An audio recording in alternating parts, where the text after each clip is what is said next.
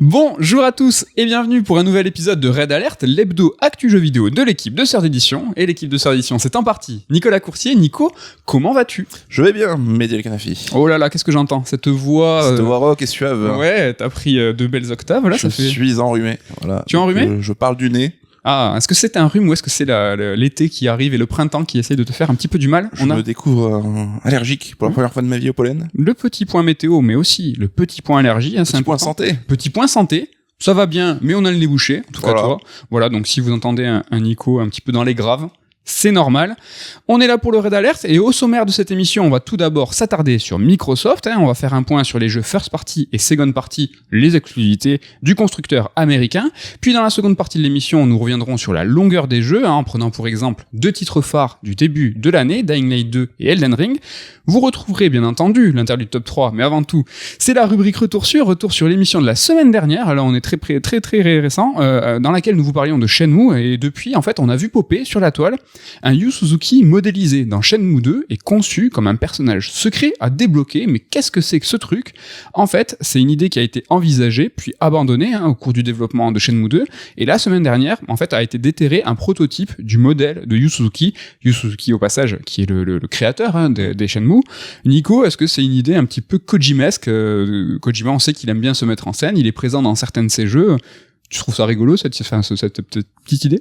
C'est rigolo, après je dirais plus idée mégalo que Kojimesque, même si Kojimesque est mégalo. Ah. Mais oui, c'est pas la première fois qu'on voit ça dans des jeux. Il y avait le patron de Platinum qui était modélisé aussi dans des jeux, enfin... Ça arrive. Il y a eu Tamim Antoniades qui dément d'être le modèle du Dante de Devil May Cry, mais il ne trompe personne. Sam Lake, qui est le modèle de Max Payne. Ouais. Ça arrive que les... c'est rigolo. David Cage qui était dans le tutoriel de Fahrenheit. Ils se mettent en scène, ce sont des réalisateurs, comme des fois on voit les réalisateurs de cinéma qui font des caméos.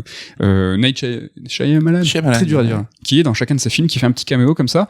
Voilà pour ce retour sur l'émission de la semaine dernière dans laquelle nous parlions de Shenmue. On y va ? T'es prêt, t'es chaud ? Allez, on y va, c'est parti. Allez, tu commences avec la première chronique qui va parler des exclus Microsoft. Tout à fait, parce qu'il y a eu beaucoup de rachats récemment de la part de Microsoft et des rachats qui ont fait grand bruit. Alors qu'il s'agisse des 5 studios qui avaient été croqués en 2018, du rachat monstre de Bethesda en 2020 ou celui plus colossal évidemment d'Activision Blizzard en début d'année. Et de quoi on s'imaginait assurer une production continue, un flux de jeux pour le Game Pass, parce que c'est évidemment ça la stratégie de Microsoft. Alors je parlais dans une chronique précédente que 2021 marquait, à mon sens, un petit peu l'année 1 du grand plan de Microsoft, avec on avait vu les sorties qui s'enchaînaient avec du Flight Simulator, du Forza Horizon 5, du Psychonauts 2 ou du Halo Infinite. Et on s'est dit, c'est bon, ça y est, enfin, ce qu'ils mettent en place depuis des années et commence à s'activer, donc le Game Pass va être alimenté régulièrement en jeu. Et pas du tout, en fait. C'était une erreur, une piètre jugement, parce que en 2022, y a rien du tout du côté de chez Xbox. Et même à ce jour, si je dis pas de bêtises, aucun jeu first party Microsoft n'est encore prévu pour cette année de manière officielle au calendrier. C'est quand même un truc de ouf. C'est un truc de ouf. Alors, est-ce qu'ils ont calé au démarrage, ou en tout cas, ils ont subi l'inertie du monde du jeu vidéo, qui est extrêmement longue. C'est super long d'absorber les studios, de lancer les projets, et puis après de les établir sur un calendrier de façon un peu cadencée, avec un rythme régulier. On se souvient tous de la première année de la Switch, qui est un modèle du genre, où Nintendo avait comme ça enchaîné, mois après mois, un banger, ou en tout cas un jeu propriétaire, développé par les studios Nintendo, comme ça, et ça avait vraiment satellisé la Switch, et je suis d'accord avec toi, ça aurait été le plan parfait pour mettre en orbite le Game Pass. Alors on n'est pas là pour se moquer, on reviendra en fin de chronique sur les raisons, pour essayer d'expliquer un petit peu ce phénomène, mais du coup, ça me paraissait intéressant de faire un petit peu le tri dans tous ces récents rachats, et de voir un petit peu un tour d'horizon des productions en cours. Alors là, l'idée, ça sera pas d'être exhaustif. Il y a des studios, on sait qu'ils posent sur des jeux, mais on sait pas du tout sur quoi. Ouais. Genre Double Fine ou Mojang. Là-dessus, donc, on va pas essayer de deviner, donc c'est pas l'idée. Tu veux dire que Mojang ou Mojang, ils sont sur autre chose que Minecraft. Alors, certainement des dérivés, Minecraft karting ou ce genre de bail, quoi. Peut-être, peut-être.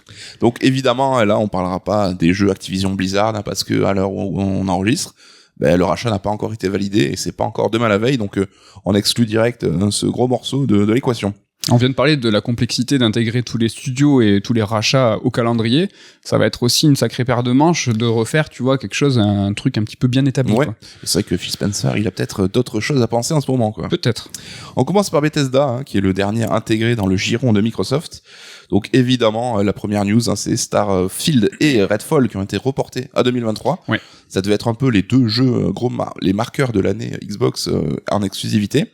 Et même Starfield devait être la grosse sortie de l'année, hein, je pense peut-être même plus que God of War en termes d'attente.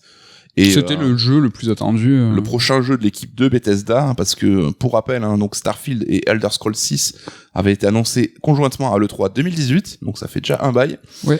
Et ben surtout du côté de Bethesda Game Studio, hein, on a Fallout 76 qui date de 2018. Fallout 4 qui date de 2015 oui. et Skyrim de 2011. Donc on voit que c'est des gros bangers, hein, ça se vend, même si Fallout, on sait que c'est toujours un petit peu compliqué, hein. C'est pas forcément le Fallout que les fans voulaient, il y a des problèmes techniques et tout, mais ça vend, c'est des gros morceaux. Oui. Et on voit qu'ils prennent leur temps. Hein, donc l'attente est énorme sur Starfield et petite parenthèse, les deux ont été annoncés, Starfield et Elder Scrolls 6, en même temps, et les deux ont pas eu la même communication. C'est-à-dire qu'il y en a eu un, ça a été un petit trailer sans date, et puis on l'a vu, Starfield très rapidement a commencé à avancer des dates de sortie de plus en plus précises, sans pour autant qu'on puisse voir derrière des cinématiques, du gameplay. Ça a été quand même assez flou. Pour autant, la date de publication, de sortie du jeu se rapprochait. On a tous vu, gros comme un camion, le report arriver, et ça n'a pas manqué. Je suis d'accord avec la plupart des commentaires qui disent que, évidemment, un jeu reporté, c'est une bonne chose. Il faut laisser le temps aux développeurs de faire des bons jeux, évidemment. Mais il faut pas non plus condamner les joueurs, je trouve, qui sont déçus. Je veux dire, en tant que joueur, on a le droit d'être déçu après une annonce franche d'une date. Ou alors, il y a plein de considérations à mettre en parallèle. C'est vrai que d'avoir une date de jeu pour la sortie d'un jeu, c'est peut-être rassurer les actionnaires. T'as peut-être aussi quelque chose qui est psychologique vis-à-vis des équipes. Souvent, d'avoir un point de mire, ça va un petit peu activer des choses, ça va mettre en place un rétro-planning, etc., que d'être comme ça dans le flou, c'est aussi assez important. Néanmoins, Elder Scrolls 6, eux, ils ont dit, le projet est lancé, on sait plus ou moins qui le développe, sauf que ceux qui sont censés le développer, ils sont sur un autre jeu, donc vous comprenez bien que ça sera dans plusieurs années. Et Starfield, non, ils ont un petit peu affirmé les choses. Donc ce que je veux dire, c'est qu'on est aussi en droit un petit peu d'être déçu et de dire c'est triste, même si on est 100% dans la compréhension et dans l'empathie en disant évidemment développer. Tu vois ce que je veux dire? Oui, c'est vrai que aujourd'hui on a tendance à mettre en valeur, et à raison, le bien-être des équipes, et évidemment. Cool. Mais c'est vrai qu'il y a des gens qui ont tendance à dire mais non, mais si t'es déçu, c'est que t'es un con et c'est que tu veux que l'équipe crunch. C'est pas aussi simple. Après, c'est les insultes qui sont dommageables et qui sont à condamner. Si on est déçu de la sortie de Starfield et qu'on va insulter l'équipe de développement, là évidemment ça n'a pas de sens et c'est à condamner. Évidemment. C'est pas ce que je dis. Je dis juste que on peut dire Starfield a été reporté. Je suis triste. Moi, je voulais mon Starfield de Noël. C'est entendable. C'est pas grave, quoi. Tout à fait. On poursuit avec Arkane Studio, donc les Français d'Arkane, là aussi, Redfall repoussé à 2023. Donc là, c'était le studio, la branche texane qui est à l'œuvre, hein. Et l'équipe de Deathloop, ils viennent juste de finir leur taf sur leur gros projet, donc je pense que on va leur laisser un petit peu de temps avant d'imaginer la suite. Mais on a hâte. Ouais, mais il y a le doubleur du héros, alors j'ai plus son nom, le doubleur américain, qui a fait cette espèce de teasing. Il s'est pris en photo en train d'enregistrer un truc, en mettant genre hashtag Deathloop et tout. Ok. Est-ce que on peut imaginer peut-être du rajout de contenu en vue du portage Xbox, peut-être? Je pense qu'une suite, ça va quand même un petit peu tôt. Oui, puis vu le succès, je suis pas sûr qu'ils vont capitaliser sur cette IP, même si Dishonored a eu une suite. Donc pourquoi pas, mais je suis d'accord avec toi, peut-être un DLC.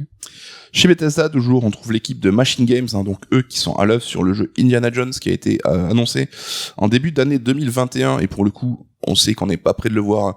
À l'époque, je pense qu'ils avaient fait un teasing à la seconde où le contrat avait été signé. Donc là, il y a des années d'attente qui vont se profiler. En attendant, peut-être du Wolfenstein 3 qui va arriver, hein, pour patienter un petit peu. C'est une série qui est un peu qui est revenu sur le devant de la scène, et des jeux qui étaient solides, qui étaient solides, qui fonctionnent bien, qui vendent, qui sont nostalgiques, mais aussi vont drainer une nouvelle partie du public qui est friand de gros FPS qui tâchent. Non, franchement, c'est plutôt stylé. Et puis je suis d'accord avec toi, Indiana Jones. Alors je doute qu'on puisse en voir quelconque image à la prochaine conférence, même si, imagine la surprise, ça serait ouf, peut-être coordonné, peut-être qu'ils ont eu une chance, une ouverture avec le décalage du film qui a été reporté. Alors, triste pour nous, hein, parce qu'on a sorti un livre sur Indiana Jones. Peut-être qu'ils ont quelque chose à jouer, je sais pas. Je suis dans l'équipe qui doute, en tout cas, mais on en parlera tout à l'heure. D'accord. ID Software, évidemment, hein, ceux qui sont derrière Doom. Donc, Doom Eternal est sorti en 2020. Il y a eu 4 ans d'attente entre les 2 premiers épisodes. Peut-être qu'on peut imaginer un prochain épisode en 2024. Ça peut être le moment de l'annoncer. Ça serait trop bien, un reboot et sa suite formidable, qui ont vraiment réinventé le fast FPS, qui a été une masterclass de game design, qui a fonctionné dans un succès critique, dans un succès public. Ça s'est vachement bien vendu. C'est trop bien et chez Third, on serait plutôt content qu'il y ait un nouveau Doom. Parce qu'on aime bien nous coordonner les sorties des livres. Paraît-il. Avec les jeux. On passe aux studios Microsoft, dans les studios in-house. Là, on va voir, ça va être un peu compliqué. On commence par The Coalition, hein, qui serait au travail, eux, sur une nouvelle licence. Alors, c'est les mecs qui font Gears of War, qui ont repris la franchise Gears of War. Et donc, on sait qu'ils bossent sur l'Unreal Engine 5. Donc, ils ont même aidé Epic sur la démo de Matrix Awakens. Là-dessus, donc, on a vu qu'ils ont fait des petites démos techniques et tout. Donc, il faudrait peut-être s'attendre à une nouvelle licence avant de voir arriver Gears 6. Je pense que c'est pas impossible qu'on le voit prochainement. Ok, plutôt la nouvelle licence que le Gears 6. Ouais. Ok. On prend des paris, là, on est là pour ouais, on est un petit peu à lancer des pièces en l'air. Coalition, on fait du bon travail en fait, mais ils sont passés derrière Epic et derrière tous les Gears de légende en fait, ouais. Et ils ont du mal un peu à l'image de 343 avec Halo de passer derrière Bungie et de passer derrière, d'être ce studio qui va reprendre en main une licence historique. L'héritage est lourd à porter. Et c'est vrai que je mentionnerai pas 343 parce que ils sont encore en plein dans Halo. Les mains dans le cambouis, comme on dit. C'est pas ce qu'ils font. Enfin, mais franchement, eux, c'est les pauvres, quoi. Il y aurait toute une parenthèse de ouf à faire sur eux, mais Coalition, je les mets un petit peu en parallèle. Ils sont un peu dans cette même situation. Donc, moi, j'attends vachement cette nouvelle IP pour qu'ils puissent s'extraire de cet héritage ça de peut Gears. être l'occasion de s'émanciper un peu, quoi. Ouais, de montrer ce qu'ils ont envie de faire. Parce que c'est des bons. Moi, je les soutiens pas mal sur les Gears qu'ils ont pu eux réaliser. Étaient très scolaires. Le 4, en l'occurrence, moi je trouve qu'il avait des belles originalités, ils avaient tenté de faire quelque chose justement avec les robots, etc. Ils ont tenté en tout cas. Oh là là. The Initiative, alors là on sait que c'est le bordel, c'est la team qui est sur le Perfect Dark, le reboot de Perfect Dark. On a appris que Crystal Dynamics venait un petit peu les aider à avancer parce que ça avance un petit peu à vue. Donc voilà, on rentrera plus en détail plus tard dans le côté les problèmes de gestion, les problèmes d'équipe qui galèrent un peu. Là on fait juste vraiment un petit tour d'horizon. On a In Exile, le studio de Brian Fargo qui fait partie aussi de La Fournée qui ont été rachetés. Donc leur dernier jeu c'est Wasteland 3 en 2020. C'est un studio qui est plutôt prolifique, donc là-dessus aussi ça serait pas impossible d'imaginer un prochain jeu très bientôt.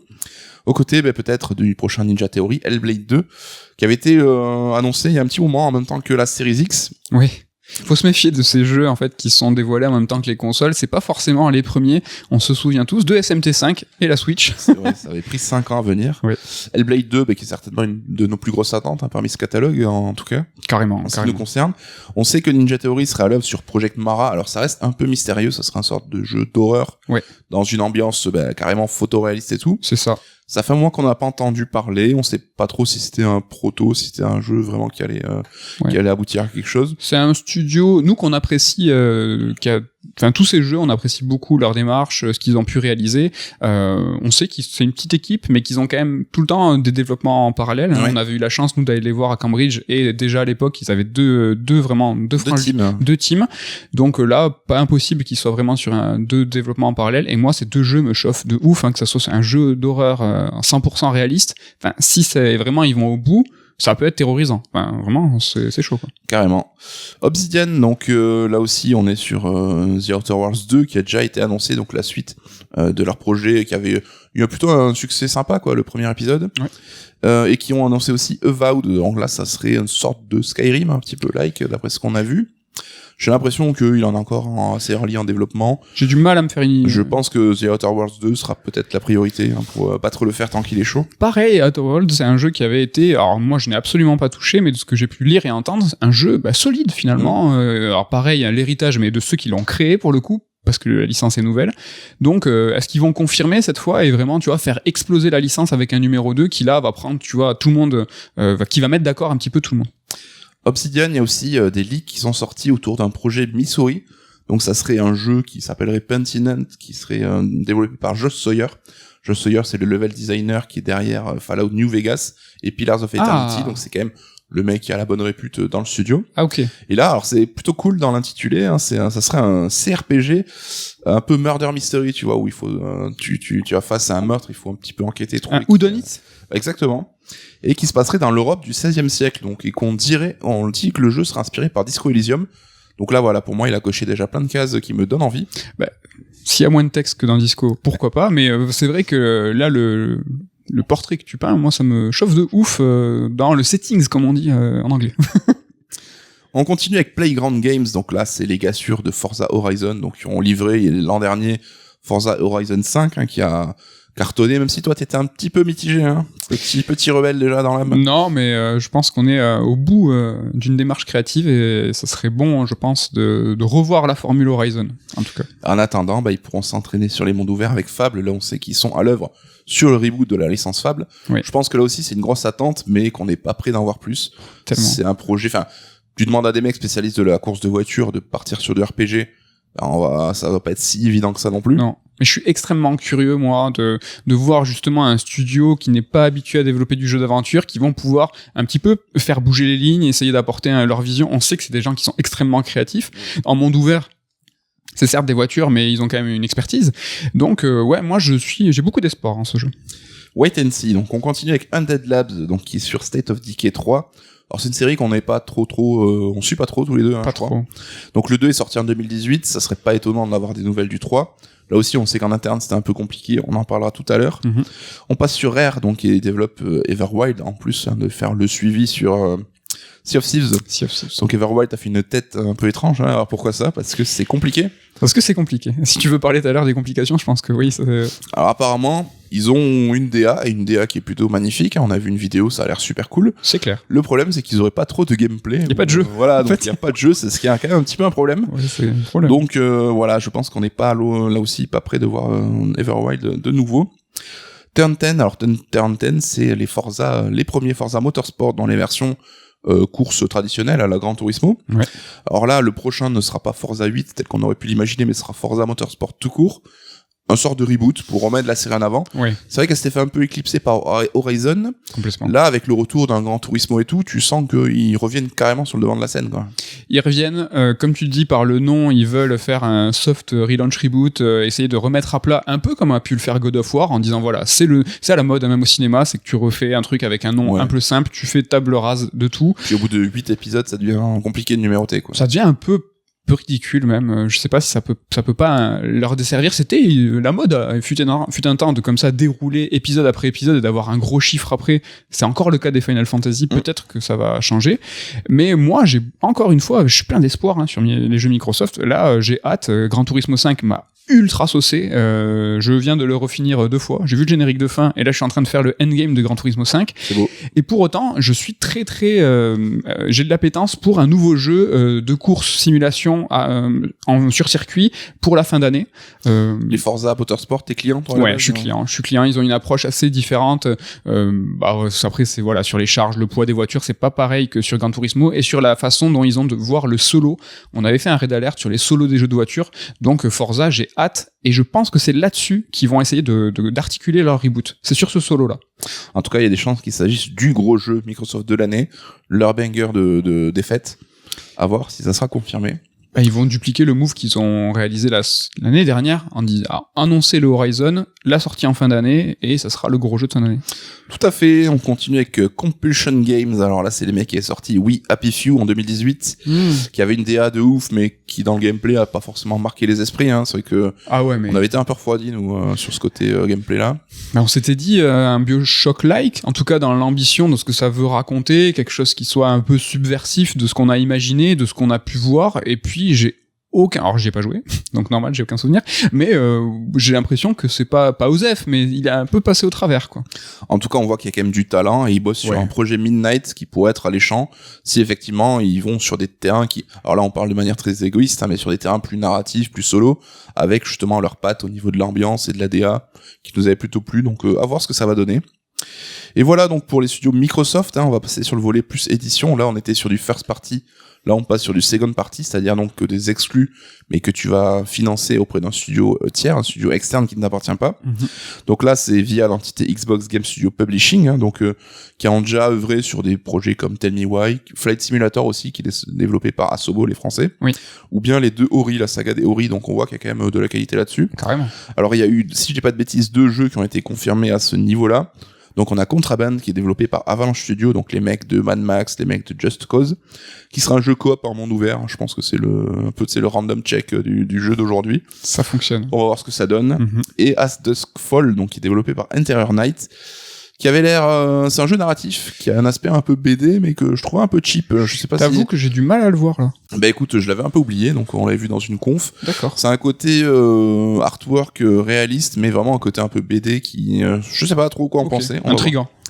Voilà, donc là-dessus, à voir ce que ça va donner, mais on voit que Microsoft essaie de pousser vraiment ce pan de ses studios, et notamment à travers plein de rumeurs qui sont sorties là-dessus. Donc c'est des rumeurs, prenez-le comme tel, mais bon, on voit que ça a quand même été assez étayé, donc on peut s'imaginer que les projets dont je vais parler vont voir le jour un jour ou l'autre.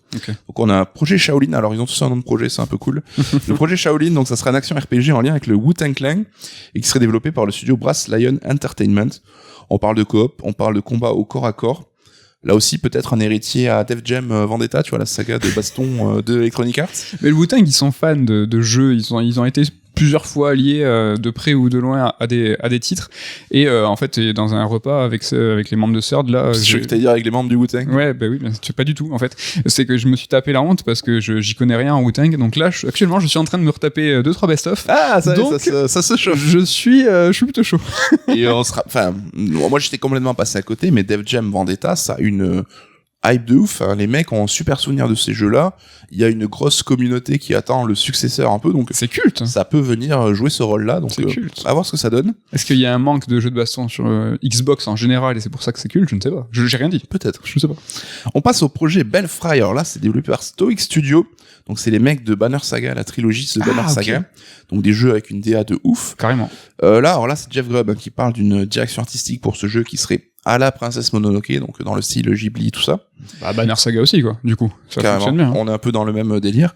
Et d'un gameplay qui serait à la Dragon's Crown. Donc, ça va pas te plaire, soit c'est un jeu VanillaWare, donc en 2D, donc ça serait sur un seul plan. Ah, je suis triste, parce que c'était des spécialistes du tactical, et les Banner Saga étaient très sympas. Carrément. On passe au projet Swerte. Ok, c'est vraiment stylé, tous ces noms de projets. Carrément. Alors là, ça serait un Monster Hunter-like, développé par le studio Certain Affinity, donc qui serait prévu pour 2024. Alors là, pas plus d'infos, mais bon, un Monster Hunter-like, vu le succès du jeu de Capcom. Ça coche beaucoup des genres en vogue. Là, la coop, le multi... Il y a tout qui va bien, là. Ouais. C'est vrai que c'est pas forcément ce qui nous excite, nous. Peut-être qui va plus nous exciter, c'est le projet Dragon. Ah. C'est un RPG dans un monde médiéval fantasy développé par les Danois de IO Interactive, les mecs de Hitman. Attends, mais ils ont pas un James Bond Tout à fait, ils sont full remplis de projets. Et là, ils parlent d'un projet de cœur qui serait vraiment différent de ce qu'ils ont fait. Je pense qu'un Heroic Fantasy, un RPG Heroic Fantasy, on l'aurait pas trop imaginé par les mecs de Hitman. Moi, j'adore le contre-emploi, que ça soit... tout à l'heure, on parlait de Playground, jeux de voiture, jeux d'aventure. Là, des mecs qui sont spécialisés dans l'infiltration pointue et qui vont se lancer dans un RPG avec des dragons. Je trouve ça génial parce que ça peut vraiment impulser de l'originalité, quoi. On en parle pour 2024. Tous ces jeux en rumeur, je pense que c'est des projets vraiment 2024, 2025 au mieux. Okay. On termine sur le projet Azure. C'est moi qui l'ai baptisé comme tel. J'allais te dire, mais je l'ai déjà entendu. C'est la rumeur, évidemment, autour du jeu de Kojima qui ferait usage du cloud. Là-dessus, selon les rumeurs, il y a des discussions. On ne sait pas du tout si ça a été signé ou pas. On sait que Microsoft a recruté Kim Swift en interne, donc une ex de Valve et de Stadia, pour chapeauter un peu ce volet cloud, et donc Kojima serait intéressé pour développer un jeu basé là-dessus. Est-ce que ça s'est déjà vu, un studio avec un créateur qui développe en parallèle 2 exclus, pour un constructeur et pour un autre? C'est intéressant, ça, je sais pas, mais... Ouais. Méfiate, Kojima, là, un petit peu... c'est intéressant. Ne mords pas la main qui te nourrit, comme on dit. Ouais. Voilà donc pour le petit tour des studios. Hein. Bon, c'était peut-être un peu long, mais c'est le Non, c'est cool. Ah non, moi je trouve ça vachement cool. C'est ce listing de noms de projets, c'est toujours très rigolo ces noms de projets parce que quand tu vois après le résultat final et c'est intéressant de constater que ils sont tous sur des différents jeux. Ouais, puis Microsoft, il y a tellement de rachats, il y a tellement de studios que ça devient un peu compliqué de se repérer. On a certainement oublié plein de trucs. Ah oui, c'est clair. Mais là, on va arriver dans la phase où on va un peu plus discuter pour voir qu'est-ce qu'on peut tirer de tout ça. Il y a plusieurs constats à faire, qu'on va faire du plus simple au plus évident, donc du plus évident au plus compliqué. Ok. Donc déjà, comment expliquer cette raréfication de jeux sur le Game Pass, parce que développer un jeu en 2022, c'est long. C'est long. Voilà, j'ai dit que je partais du plus évident, donc on sait que un jeu comme Elden Ring, c'est un jeu qui prend 5-6 ans de dev. On va en parler tout à l'heure, c'est cool. Horizon, vous allez voir, c'est long et c'est compliqué. Horizon, par exemple, il y a eu 5 ans d'attente entre 2 épisodes, pour une franchise qui était établie avec un univers et un scénario déjà prêt, donc c'est quand même long. Breath of the Wild, ça sera plus de 5 ans entre le premier épisode et sa suite directe. L'exemple qu'on donne souvent, c'est God of War, le reboot, qui normalement devait être une trilogie. Les temps de développement sont si longs et si coûteux qu'ils ont squeezé le dernier. Ils ont dit finalement c'est pas une trilogie, c'est un diptyque, parce que sinon la trilogie va courir sur plusieurs générations de consoles. Et clair. À un moment, même tu vois, au niveau du marketing, au niveau de l'attraction que tu peux avoir sur un certain public, en disant non mais reste avec nous, t'as une trilogie, t'as 3 jeux. Ouais. Enfin, à un moment, ça ferait 3 jeux étalés sur 12 ans. Enfin, à un moment, t'as le temps d'avoir un enfant et il est au collège, quoi. Donc, pour de vrai, c'est compliqué, quoi. C'est clair. Parce que oui, donc développer un jeu, c'est long, mais comme tu l'as dit, on est aussi en transition de 2 générations de consoles, ce qui rajoute des complexifications, des complexités, des complications, tout bêtement. Choisissez. Voilà. Donc évidemment aussi, le Covid n'a pas aidé, donc ça rallonge les temps de dev, notamment pour les jeux qui nécessitent la présence d'acteurs pour du tournage, tu vois, que ce soit du doublage ou de la performance capture. Là, ça a pris sacrément, ça a fait prendre du retard à tous ces projets-là. Ouais, Norman Reedus, là, qui a fait parler de lui, on reviendra sûrement dans une prochaine émission, et voilà, il disait, il y a 3 ans de motion capture sur Death Stranding, premier du nom, 3 ans entre, les premiers enregistrements, les reshots, entre guillemets, enfin, c'est énorme, 3 ans, parce que derrière, évidemment, une fois que t'as fait la motion capture, ce n'est qu'une étape. Après, c'est évidemment étalé dans le temps, évidemment. Mais il faut être présent, dispo et tout, donc c'est compliqué. Du point de vue de Microsoft, évidemment, racheter des studios, c'est compliqué, c'est plus simple de racheter que de gérer ces studios, parce que t'as affaire à une nouvelle équipe qu'il faut intégrer, qu'il faut un peu placer dans ta hiérarchie en interne aussi. On voit que on a eu des développements qui ont été très très compliqués et documentés. On parlait de Halo Infinite. A priori, il y a eu du contenu qui a été squeezé pour pouvoir arriver, j'allais dire attends, mais non, déjà 1 an après la date de sortie. Et pour au final, un jeu qui est sympa, on en a parlé, mais qui a fait un peu pchit, quoi. Qui aurait peut-être mérité encore 1 an de plus, mais reporter les jeux, on peut pas le faire indéfiniment parce que les coûts de développement grossissent, grandissent, et à un moment, ton projet devient quasiment, alors pas rentable, c'est pas possible pour un Halo, mais on a peut-être un exemple avec Skull and Bones de Ubisoft qui ne sait plus quoi faire de son jeu, qui est trop développé pour pouvoir l'abandonner, parce que finalement tu vas pas jeter des millions à la poubelle, tu vas le déléguer de studio en studio. Là du coup t'as du transfert de savoir qui doit être fait, et ça coûte extrêmement cher, et c'est long et c'est compliqué. De toute façon, c'est le bordel. On parlait de Rare, qui développe son jeu d'abord par le biais de l'univers avant de trouver le gameplay, donc là on caricature un peu, mais c'est-à-dire que les pistes qu'ils ont tentées n'ont pas abouti, donc ils ont dû rebooter derrière. Faut attendre que le jeu trouve sa direction avant de pouvoir avancer. Donc là c'est complexe, et il en est de même pour The Initiative, qui est un studio sorti de terre par Xbox pour devenir justement un gros porte-étendard, donc un gros studio capable de développer des gros jeux. Et on voit que sur Perfect Dark, ça avance pas tellement. Et de manière super étonnante, ils ont dû faire appel à l'équipe de Crystal Dynamics pour venir filer un coup de main, quoi. Ça, c'est quand même assez rare dans le jeu vidéo, quoi. C'est extrêmement rare, et malgré le rachat par Embracer, ça sera toujours le cas. Crystal Dynamics l'a confirmé. Ouais, il y avait des contrats, je pense, qui lient un peu ça, quoi. Ouais, bien sûr, mais ils ont au moins dit officiellement qu'ils continuaient à donner un petit peu le coup de pouce. Moi, ce que je trouve étonnant, c'est que dans la création de ces studios, Microsoft dit on va faire, comme tu dis, sortir de terre un studio qui est en charge de gros AAA, en plus d'une licence historique, et on sait que tu vas faire les choses petit à petit, c'est souvent plus efficace, et que les gros studios, par exemple, qui sont en charge chez Nintendo ou chez Sony, des plus grosses IP, se sont faits sur la durée, et ont commencé petit à petit, ont pris de la place, ont pris de l'importance, ont pris de la renommée. Le Naughty Dog d'aujourd'hui n'a absolument rien à voir avec le Naughty Dog de l'époque, et c'est pour ça que Microsoft a un petit peu 2 façons de faire. C'est où ils rachètent, ils grossissent leur pool de studios et par là même leur pool de licences, Et à côté, ils essayent un petit peu de faire comme Nintendo et Sony, un peu plus du long cours. Et c'est ultra compliqué parce que t'imagines un peu la charge que t'as en disant, mais vous êtes le studio, maintenant vous allez vous occuper de la suite de Gears of War. Vous êtes le studio, vous allez vous occuper de la suite de Halo. Ouah, putain, franchement, dur, et c'est pour ça que la charge mentale et même la pression médiatique du public, je pense qu'elle est intenable. De toute façon, ils étaient voués à décevoir. Pour ça, il faut leur envoyer un peu de la force, les gars. C'est beau. Donc là, on parlait de studios qui ont du mal à développer un jeu, donc à trouver la voie du jeu, mais il y a Undead Lab, par exemple, on en parlait sur State of Decay, il y a eu des problèmes en interne là de gestion. Oui. Donc le patron qui a quitté le studio juste après le rachat, je crois. Ouais. Et du coup, là, il se retrouvait avec quelqu'un en interne qui ça matchait pas avec le reste de l'équipe, qui avait une gestion très compliquée des autres, qui était pas appréciée. Donc là aussi, il y a le côté trouver la voie pour le jeu, c'est une chose, mais avoir une équipe qui s'entend bien et qui arrive à travailler ensemble, c'est encore autre chose. Carrément. Donc là aussi, ça vient mettre les bâtons dans les roues de l'avancée du studio. Donc on comprend là aussi, ça sera un peu cynique, mais la logique de Microsoft de plus seulement acheter des studios, parce que c'est compliqué, mais d'acheter des éditeurs en fait direct, parce que c'est une structure existante. Il y a déjà l'encadrement qui est fait, il y a déjà la hiérarchie, les directives et tout, donc t'achètes en fait déjà presque une team avec, tu vois, l'entraîneur, l'encadrement et tout, plutôt que d'acheter juste le meilleur joueur de l'équipe. Exactement. L'analogie, elle est super véridique et elle est bien visible. Ça va plus vite. Tu prends la peinture et le cadre qui va avec, comme ça t'as plus qu'à le mettre au mur et ça y est, on y va. Après, évidemment, on en rigole parce que il y a peu d'acteurs dans le jeu vidéo qui peuvent se permettre de racheter un éditeur, hein. Ça reste un move incroyablement cher. En tout cas, ce qui est étonnant, c'est de constater qu'on craignait que Microsoft, en rachetant tous ces studios, n'interfère avec eux, vienne un peu foutre le bordel dans la politique interne, comme ils avaient pu le faire par le passé. C'est vrai qu'ils avaient cette réputation avec Rare notamment, où ils avaient foutu un peu le bordel après le rachat, et l'éditeur avait le studio avait un peu perdu son identité. Oui. Là, il semble que ça sera en fait le contraire, c'est qu'ils les laissent full tranquillos, allez les gars, faites votre délire.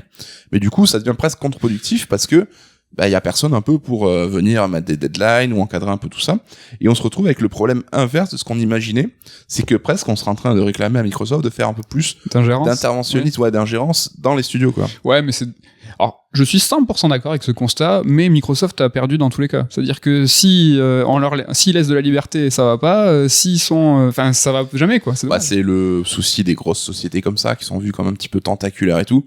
Tu peux jamais gagner non plus, mais là c'est vrai qu'on se retrouve avec un paradoxe où on pensait justement qu'ils allaient un peu trop changer les choses. Oui. Et en fait, il y a beaucoup de gens, notamment Undead Labs, où ils disent non, Microsoft ils étaient même pas au courant des problèmes en interne parce qu'ils nous laissent faire notre truc dans notre coin. Et là on va voir que peut-être les choses vont changer un petit peu avec ça. Ce qui est compliqué pour mettre en place dans des monstres comme ça aussi tentaculaires, c'est des strates de contrôle, de savoir comment ça se passe du plus petit échelon jusqu'au plus grand strate de contrôle de l'actionnariat, tout ça. C'est hyper compliqué. Ubisoft qui n'a pas cette dimension, mais on a pu voir avec tous ces problèmes qu'il y a eu en interne. Alors c'est vrai, c'est pas vrai, mais Guillemot qui disait ça on savait moins. Alors on n'est pas là pour juger, mais pour dire que c'est de toute façon extrêmement complexe d'avoir une vue quand t'es une personne ou un comité sur ce qui se passe, en tout cas. En tout cas, voilà, on disait le Game Pass qui cette année va pas être trop alimenté en jeu. Pourtant, il y a plein de jeux qui ont été annoncés par Xbox, donc on pourrait se demander pourquoi. Parce qu'on est dans une tendance aussi actuellement où les jeux sont annoncés très très en amont de leur date de sortie. On parlait d'Indiana Jones, mais je pense que c'est pas le seul, où dès que le projet en gros est validé, il est annoncé sur la place publique. Alors pourquoi ? Déjà aussi peut-être pour éviter les fuites. On sait que c'est devenu un sport national, de dévoiler l'existence de jeux. On a parlé de tous les projets avec les noms de code cool avant qu'ils soient officialisés. Donc là, l'éditeur préfère contrôler sa communication. Et aussi parce qu'on est face à un problème de difficulté de recrutement à l'échelle globale du jeu vidéo. Ouais. Et annoncer ton jeu, c'est vouloir donner envie aux gens de venir travailler avec toi et donc d'ouvrir tes recrutements, quoi. Ouais, mais ça rentre en contradiction avec ce que je disais tout à l'heure un petit peu, c'est que tu vas en fait créer de l'attractivité, de l'annonce avec un nouveau jeu en disant regardez, il y a un nouvel Indiana Jones, donc du coup tu fais monter la sauce et tu vas même des fois jusqu'à donner une date, hop, il y a un report, hop, c'est de la déception. Mais comme tu l'as très justement précisé, ils sont face à aussi une fuite de l'information qui quel projet aujourd'hui n'est pas connu. Donc nous en tant que joueurs, là pour le coup je vais nous tous nous mettre dans le lot, c'est qu'on est aussi très demandeurs. C'est-à-dire que nous on va dire mais allez-y, annoncez, montrez-nous Final Fantasy, allez-y FF16, montrez FF7 Remake 2.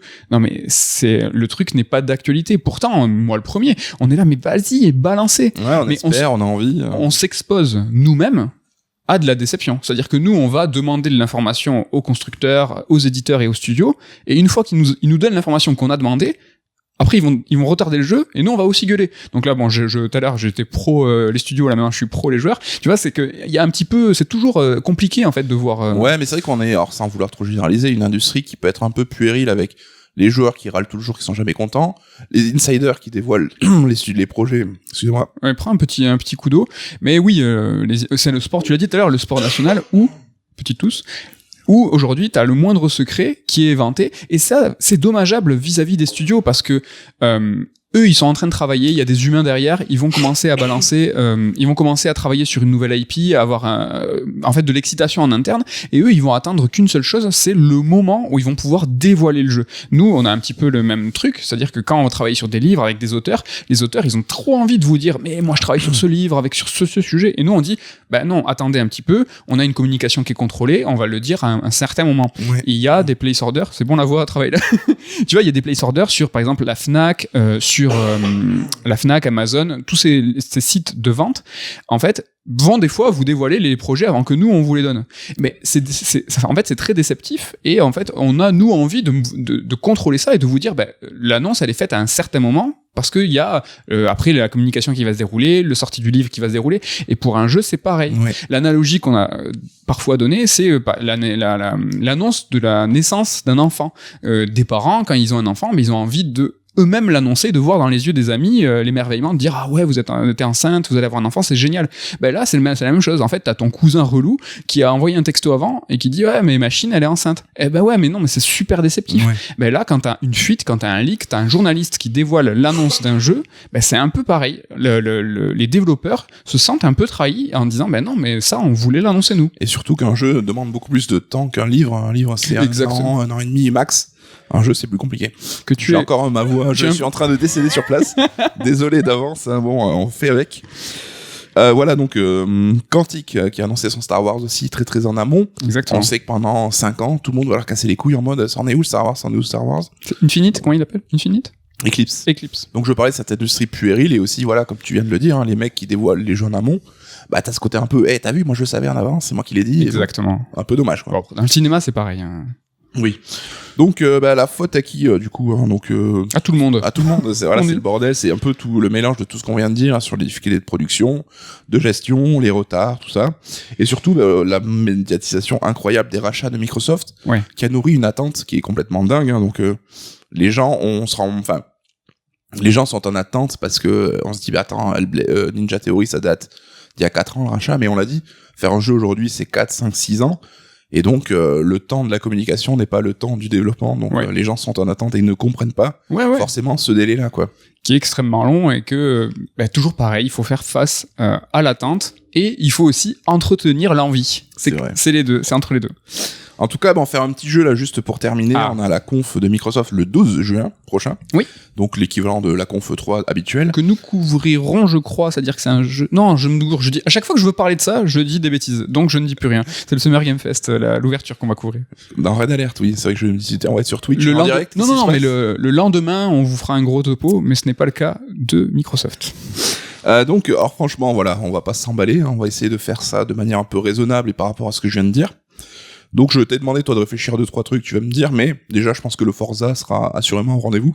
Ça sera le grand jeu qui va combler un petit peu ces reports, et qui va arriver sur le Game Pass en tant que gros jeu AAA.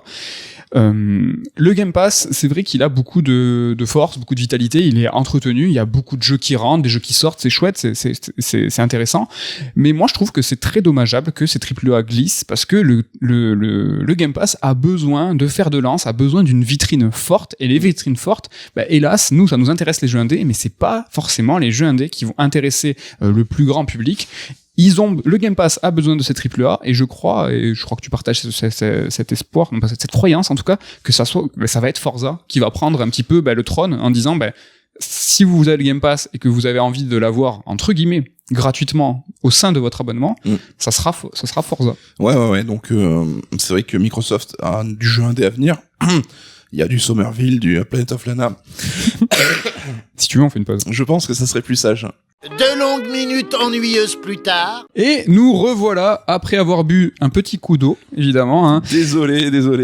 On parlait de la fin d'année et justement de ces jeux en fait qui glissent, mais d'un Game Pass qui sera fourni en jeu indé. Justement, c'était le sujet. Voilà, donc malgré tout, hein, Microsoft va essayer quand même de payer des exclus pour venir enrichir son Game Pass. Donc on a du jeu indé, on a Scorn, on a du Somerville, du Replace, du Planet of Lana, des jeux qu'on a vus nous qui étaient plutôt excitants.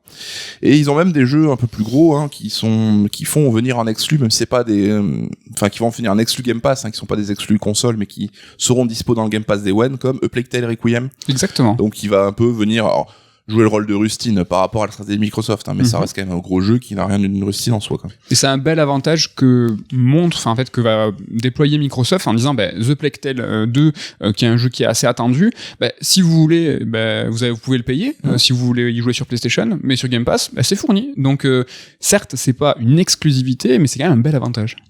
Tout à fait, donc on s'est dit Forza, 95% de chances qu'il soit là. Starfield et Redfall, malgré les reports, j'ai l'impression qu'ils seront aussi montrés. Oui. Parce qu'il voilà, c'est des jeux 2023, donc je pense qu'avant le report, ils prévoyaient quand même de les montrer aussi. Ils doivent quand même être avancés un minimum. Hein, Est-ce qu'ils vont dévoiler une date ? Est-ce qu'ils vont assurer le coup ? Est-ce qu'ils vont dire voilà, maintenant, alors Starfield, il faut voir du gameplay en fait. Est-ce qu'ils vont reprendre le risque de redonner une date, quitte à redécevoir ? Ça serait pas très malin, je trouve. Je sais pas, ouais. À voir. Ensuite, alors là c'est un pari perso, mais je pense qu'on aura du gameplay pour State of Decay 3, pour Hellblade 2 et pour The Outer Worlds 2. Ok. Donc des jeux déjà annoncés, qui sont là dans les tuyaux depuis quelques temps.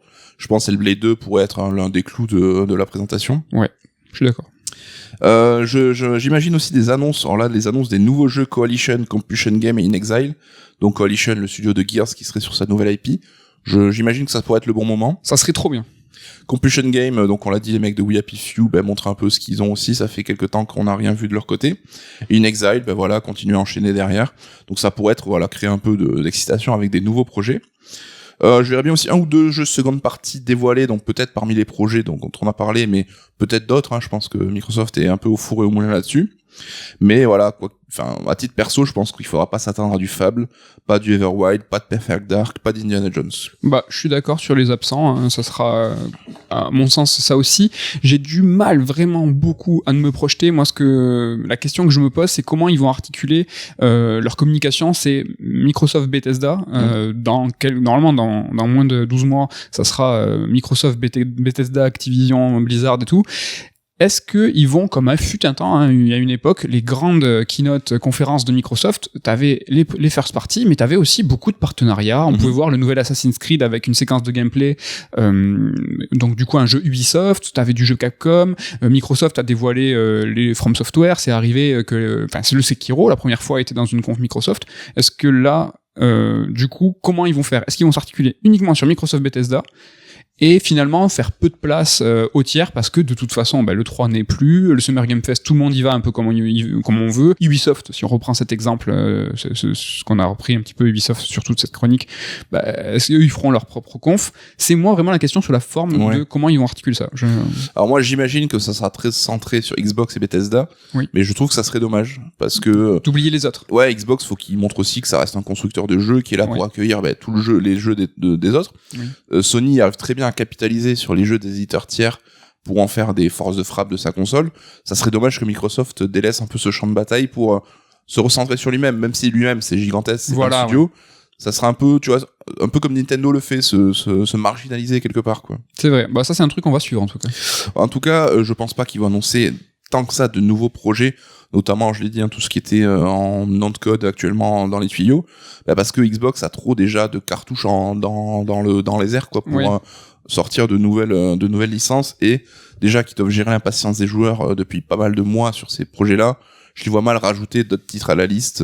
Même s'ils pourraient dire, mais tous les joueurs vont se poser des questions sur ces fameux 23 studios hors Activision Blizzard King, qui va augmenter le chiffre. Finalement, 24 studios, t'as fait un listing, finalement, vous faites quoi ? Les jeux sortent même pas. Est-ce que eux, derrière, ils vont pas tomber dans le piège de justement aligner les cartouches, comme tu dis, ils en ont plein dans le barillet, mais finalement, ils vont continuer à développer ça pour dire, regardez, on est armé, quoi. Faudra bien, là, on parlait d'année 2022, presque année blanche, mais faudra bien qu'il y ait un moment, ça s'enclenche. Donc peut-être que 2023-2024, ça sera peut-être le trop-plein, même qu'on aura beaucoup de jeux.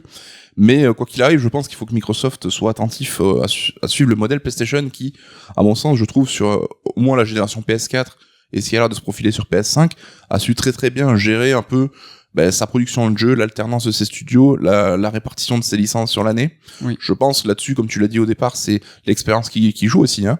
Et Microsoft, il faut qu'ils apprennent aussi à aller dans cette direction-là, quoi. Ouais, c'est vrai qu'ils ont. Bon, c'est vrai que Sony, c'est un modèle un peu plus évident, hein, qui sont comme eux un constructeur avec une console qui va sur la technique, sur la technologie, là où Nintendo a sa façon de faire et se marginalise par ses licences et par la production de sa console. C'est vrai que c'est plus logique de se calquer sur Sony. Après, bon, ça serait bien ils ont leur singularité, ils doivent eux s'affirmer en tant que constructeurs, et c'est ça qui est complexe, c'est avec tous ces rachats de créer une identité affirmée, ferme, en disant nous on est ça, nous on est Microsoft. Bah ouais, mais non, t'es Microsoft, Bethesda, Activision, Blizzard, King. C'est ultra dur, je pense, d'avoir une identité. Donc, est-ce qu'ils vont garder le vert? Tu vois, c'est nul, hein, mais une couleur, c'est quand même quelque chose qui est visible, qui est bien voyant et qui est identifiable. C'est l'un des défis, je pense, pour eux, d'avoir une identité à eux. C'est vrai. Mais écoute, merci pour ce listing. En tout cas, tu as fait ça en amont du Summer Game Fest, de la soirée de lancement du Summer Game Fest et de la conférence Microsoft Bethesda. Voilà, c'est pour vous chauffer, pour se chauffer tous ensemble sur tout ce qui est potentiellement à nos portes et à attendre. On va faire un petit point, une seconde petite pause, après avoir bu un petit coup pour la gorge. On va faire une pause, un top 3, un interlude top 3 qui va s'intéresser cette semaine au top 3 des jeux Star Wars. Alors pourquoi on fait un top 3 des jeux Star Wars? Parce que du 26 au 29 mai, il y a la Star Wars Celebration. Donc à l'heure où vous écoutez ce podcast, ça sera tout de suite, on sera en plein dedans. Donc voilà, on a trouvé ça rigolo de faire un top 3 Star Wars. Ouais, et puis on attend moult annonces, hein. C'est vrai que les célébrations, je crois que c'est tous les 2 ans, il me semble. Mm-hmm. Et il y en a des plus ou moins importantes, hein, mais cette année, on attend pas mal de choses, notamment la suite de Jedi Fallen Order, a priori. Exactement. Est-ce que pour une fois, je commencerai ce top 3 parce que tu viens de dire Star Wars Jedi Fallen Order. On attendait, c'est vrai, peut-être au début du mois avec le May the Force, un jeu, là où souvent il y a des petites annonces. On a pu voir des trailers pour la série Obi-Wan, mais bon, elle arrive là à la fin de cette semaine, donc il fallait qu'il dégaine. Moi, j'ai beaucoup d'espoir, et c'est pour ça que je l'ai mis dans mon top 3. Des jeux Star Wars, il y en a énormément. Et pourtant, je le mets dans le top 3. C'est un jeu qui est récent, un jeu qui est développé par Respawn, un studio qui est très solide, hein, qui a fait Titanfall, par exemple, qui sont vraiment très cool. Et moi, j'ai beaucoup aimé ce jeu, inspiré vaguement de loin, un petit peu des Souls, hein, c'est-à-dire qu'il y a une certaine exigence, avec un gameplay, donc voilà, avec les gâchettes, la parade, le pari, etc., tout ça. Et en fait, moi, ce que j'ai bien aimé, au-delà d'incarner un Jedi, hein, c'est toujours stylé d'avoir son sabre laser, moi, ce que j'ai aimé, c'est que c'était une proposition un petit peu light d'un Uncharted avec un petit peu de liberté. C'est-à-dire que on avait des mondes, alors pas ouverts, pas semi-ouverts, mais avec des petites bulles comme ça de liberté, qui étaient quand même extrêmement linéaires, mais entre chaque niveau, il y avait parfois dans le jeu des possibilités de choisir la prochaine planète, entre guillemets, le prochain niveau. C'est nul, c'est accessoire, mais c'est une projection de ce que pourrait être un gros jeu AAA façon Uncharted, mais avec un petit peu plus de liberté, comme on a pu voir un peu dans, j'ai oublié le nom de la Uncharted The Lost Legacy, où là, en fait, la proposition de liberté était plus dans un gros hub où, en fait, dans le jeu, on pouvait se balader et choisir un petit peu ses objectifs secondaires. Moi, je suis très friand de ça, de ce gros jeu potentiel, gros jeu linéaire, avec un petit peu de liberté. Donc c'est pour ça que j'ai bien aimé le Fallen Order. Tu l'as bien aimé, toi? Je l'ai bien aimé, ouais. Un peu moins que toi, de ce que j'en crois en comprendre. J'aurais pas mis dans mon top 3, mais j'ai passé un très bon moment. Il était très sympa. En tout cas, t'attends, j'espère comme moi, la suite. Donc, moi, j'avais parié sur le fait qu'il garderait l'appellation Star Wars Jedi Fallen Order, peut-être 2 Legacy Infinite. Et les rumeurs, peut-être, ne vont pas dans ce sens-là. Ouais, alors il y a un nom qui est sorti que j'ai déjà oublié, Star Wars Jedi, je sais plus. Random. Ouais, Exodus. Voilà. En tout cas, voilà pour mon top 3. Et donc, je te rends la main. Normalement, tu débutes les top 3. Quel est ton top 3? Alors, mon numéro 3, c'est Le Pouvoir de la Force. Donc, qui était sorti sur la génération PS3 360. Un jeu d'action, presque une sorte de Devil May Cry-like, un peu beat'em all, où on incarne un apprenti qui un peu cherche sa place dans la force. Hein. Est-ce que ça sera un Jedi, est-ce que ça sera un Sith, on sait pas trop. Et qui se plaçait juste entre l'épisode 3 et 4, hein, si j'ai pas de bêtises. Et en fait, ce qui, au niveau du lore, qui était super intéressant parce que ça montrait la naissance de l'Alliance Rebelle. Oui. Alors c'est devenu, c'est plus canon du coup depuis le rachat Disney, mais je trouvais que c'était fait de manière plutôt sympa. On retrouvait des persos des films et tout, c'était très cool. Et au-delà du fait que le jeu était fun, hein, parce que t'avais le côté vraiment à la force de Unleashed, voilà, comme le titre le disait, t'avais des pouvoirs de ouf, t'avais pour la première fois la sensation, bah ça y est, j'ai un Jedi, je peux tout défourailler. Où habituellement, bah on a plutôt des persos un peu de Star Wars sur la retenue, un peu calme quoi. Et il y avait des séquences absolument ouf où tu faisais, alors je crois que c'était peut-être dans le 2, c'est où tu faisais tomber un... C'est exactement ça, c'était dans le 2 et en fait la communication avait même vachement appuyé sur cette fameuse scène où en fait t'es toi petit Jedi et en fait tu vas amener à toi, c'est un destroyer. Ouais, un destroyer impérial et le faire cracher. Alors le 2 justement a pas mal déçu parce que c'était un peu la même chose en moins bien et en plus court, mais le 1 moi j'en garde un super souvenir. Et il y avait ce côté un peu what if où à la fin tu pouvais prendre la place de Dark Vador, t'avais une armure aussi à toi. Et tu pouvais un peu, voilà, t'imaginer ce que serait passé dans la saga si l'histoire officielle avait un peu dévié, quoi. Ouais, moi j'ai bien aimé aussi le pouvoir de la force. Je sais pas si c'est parce que c'est mon alignement, mais moi je pensais que c'était un apprenti Sith. Mais je sais pas si c'est parce que moi j'ai... Mais ouais, il me semble aussi qu'il commence Sith et qu'il va devenir Jedi un peu par la force des choses. Donc, le pouvoir de la force en top 3, on passe à mon top 2, c'est Super Star Wars, Super Nintendo, la rêve de vieux. Alors, pourquoi? Bah, très personnellement, c'est un jeu pour lequel j'ai beaucoup de nostalgie, et j'avais pas la Super Nintendo, et comme le porte bien son nom, Super Star Wars, c'est un jeu Super NES, qui était magnifique, et qui est encore sublime aujourd'hui, maté. Alors, évidemment, c'est pas de la 3D ray tracing, mais qui est vraiment très très beau, donc un jeu 2D action en scrolling, et franchement qui était chaud. Alors il était dispo sur le PlayStation Now, donc à voir s'il va être dans le listing. Pour l'instant c'est pas le cas, il est pas dans le listing du nouveau PlayStation Plus, même dans sa forme essentielle premium. Franchement, je trouve ça dommage. Moi, j'aimais bien, je l'aime beaucoup et j'ai essayé. Donc, pour venir à ce que je disais, je l'ai réessayé et j'ai galéré, mais genre même à passer le premier niveau, j'ai trouvé ça. Ouais, c'était pas évident. J'ai trouvé ça ultra chaud. Il avait une fidélité assez relative au film, hein, donc on prenait des libertés à l'époque. Et c'est d'ailleurs, ben voilà, j'en parlais, je crois la dernière fois, c'est le seul jeu japonais que j'ai possédé dans ma vie. C'était lui, un jeu import, stylé, sur Super NES. Comme quoi, il te faisait tellement envie que tu l'as fait venir du Japon. Exactement. Voilà pour mon top 2. Allez, et le tien, c'est quoi? Mon top 2, c'est Rogue Squadron 2 Rogue Leader, donc... attends, c'est lequel celui-là? C'est le jeu qui est sorti dans le line-up de sortie de la GameCube. Voilà. Donc c'est vrai qu'on l'appelle plus Rogue Squadron tout court parce que c'est quand même le plus connu de la série. Et on s'y perd dans ces noms de Rogue et tout. Le premier était sorti 64, il y a eu un 3 sur GameCube mais qui était moins bien parce qu'il y avait des phases en third person qui étaient pas très très réussies. Il y a eu une suite assez récemment qui est sortie chez Electronic Arts. Ouais, une suite spirituelle qui reste un peu dans le délire, ça reste un jeu de vaisseau en fait, voilà. Donc pas de scrolling, pas de shoot 'em up à scrolling continu, hein, donc là c'était vraiment cool parce qu'on revivait la trilogie, donc tu pouvais piloter un peu tous les vaisseaux de l'Alliance Rebelle, aussi de l'Empire. T'avais des extraits, à l'époque les DVD Star Wars venaient de sortir, t'avais des extraits vidéo dans les menus et tout. L'ambiance était ouf et surtout le jeu était magnifique. Il était trop beau. J'ai l'impression qu'aujourd'hui il est encore trop beau. Peut-être c'est nos souvenirs. Il lui manque un peu la HD pour là-dessus, c'est vrai que c'était un peu dommage, mais c'était une tuerie. Enfin moi, tu vois, gros fan de Nintendo, à la sortie de la GameCube, j'ai pris ce jeu plutôt que Luigi's Mansion, que j'avais fait plus tard après, mais on y a passé des heures et des heures à faire le truc des médailles et tout. Il était super chaud aussi. Hein. Il y avait vraiment ces objectifs secondaires qui étaient qui étaient plutôt chauds. Moi, je sais qu'on a vraiment galéré, mais ce qui était intéressant, c'était aussi la fidélité au film, de faire exactement ce qui s'est passé. C'était vraiment pareil. Si tu l'avais pas mis, si je savais pas que tu l'avais mis dans ton top, je l'aurais mis forcément. Et je crois que tout se recoupe parce que c'est l'heure de mon top 1 qu'on partage. Comment aurait pu en être autrement? Star Wars Racer, attention, sur N64 parce qu'il est sorti aussi sur Dreamcast. Et il est sorti sur Game Boy aussi, tu t'en souviens? Il y avait la cartouche qui vibrait, Il y avait la cartouche qui vibrait, et on l'a eu aussi. Il était vraiment sympa, mais parce que Star Wars Racer, c'était 99, c'est l'année de sortie de La Menace Fantôme. La Menace Fantôme que moi j'adore, j'ai failli mettre dans mon top le jeu La Menace Fantôme sur PlayStation 1, qui était éclaté au sol. Éclaté. Mais moi, j'en ai un souvenir très précis du moment où sur Naboo, il faut passer par la fenêtre quand on est avec les Jedi et toute l'armée, enfin la troupe de la reine. Et nous, on était là, on galérait sur le jeu et on savait pas quoi faire. Et on s'est dit, mais il faut quoi dans le film? Et ils font pareil que dans le film, il faut passer par la fenêtre. C'était ouf. Donc voilà, La Menace Fantôme, moi je l'aime beaucoup. Peut-être tu l'aimes un peu moins, mais c'est un truc important. C'est notre premier Star Wars qu'on a vu au cinéma. Oui, donc, mais je pense qu'il y a des gens qui sont peut-être étonnés qu'on ait Star Wars Racer en 1. Je sais pas si c'est le meilleur, mais nous, c'est vraiment le côté le fanboy, l'époque. C'était Star Wars épisode 1 à l'époque, c'était un truc de fou niveau com et tout. Et le jeu est super réussi. Enfin, quand on est fan comme nous de Wipeout ou de F-Zero, tu trouves un jeu qui est super efficace, avec plein de circuits, de pilotes différents, et qui était beau. En plus, on pouvait mettre l'expansion pack sur la 64. C'était le premier jeu à l'utiliser. Et il était super beau, super fun, t'avais le système de turbo et de réparation de ton véhicule qui était bien pensé, je trouve. Très sympa, ouais.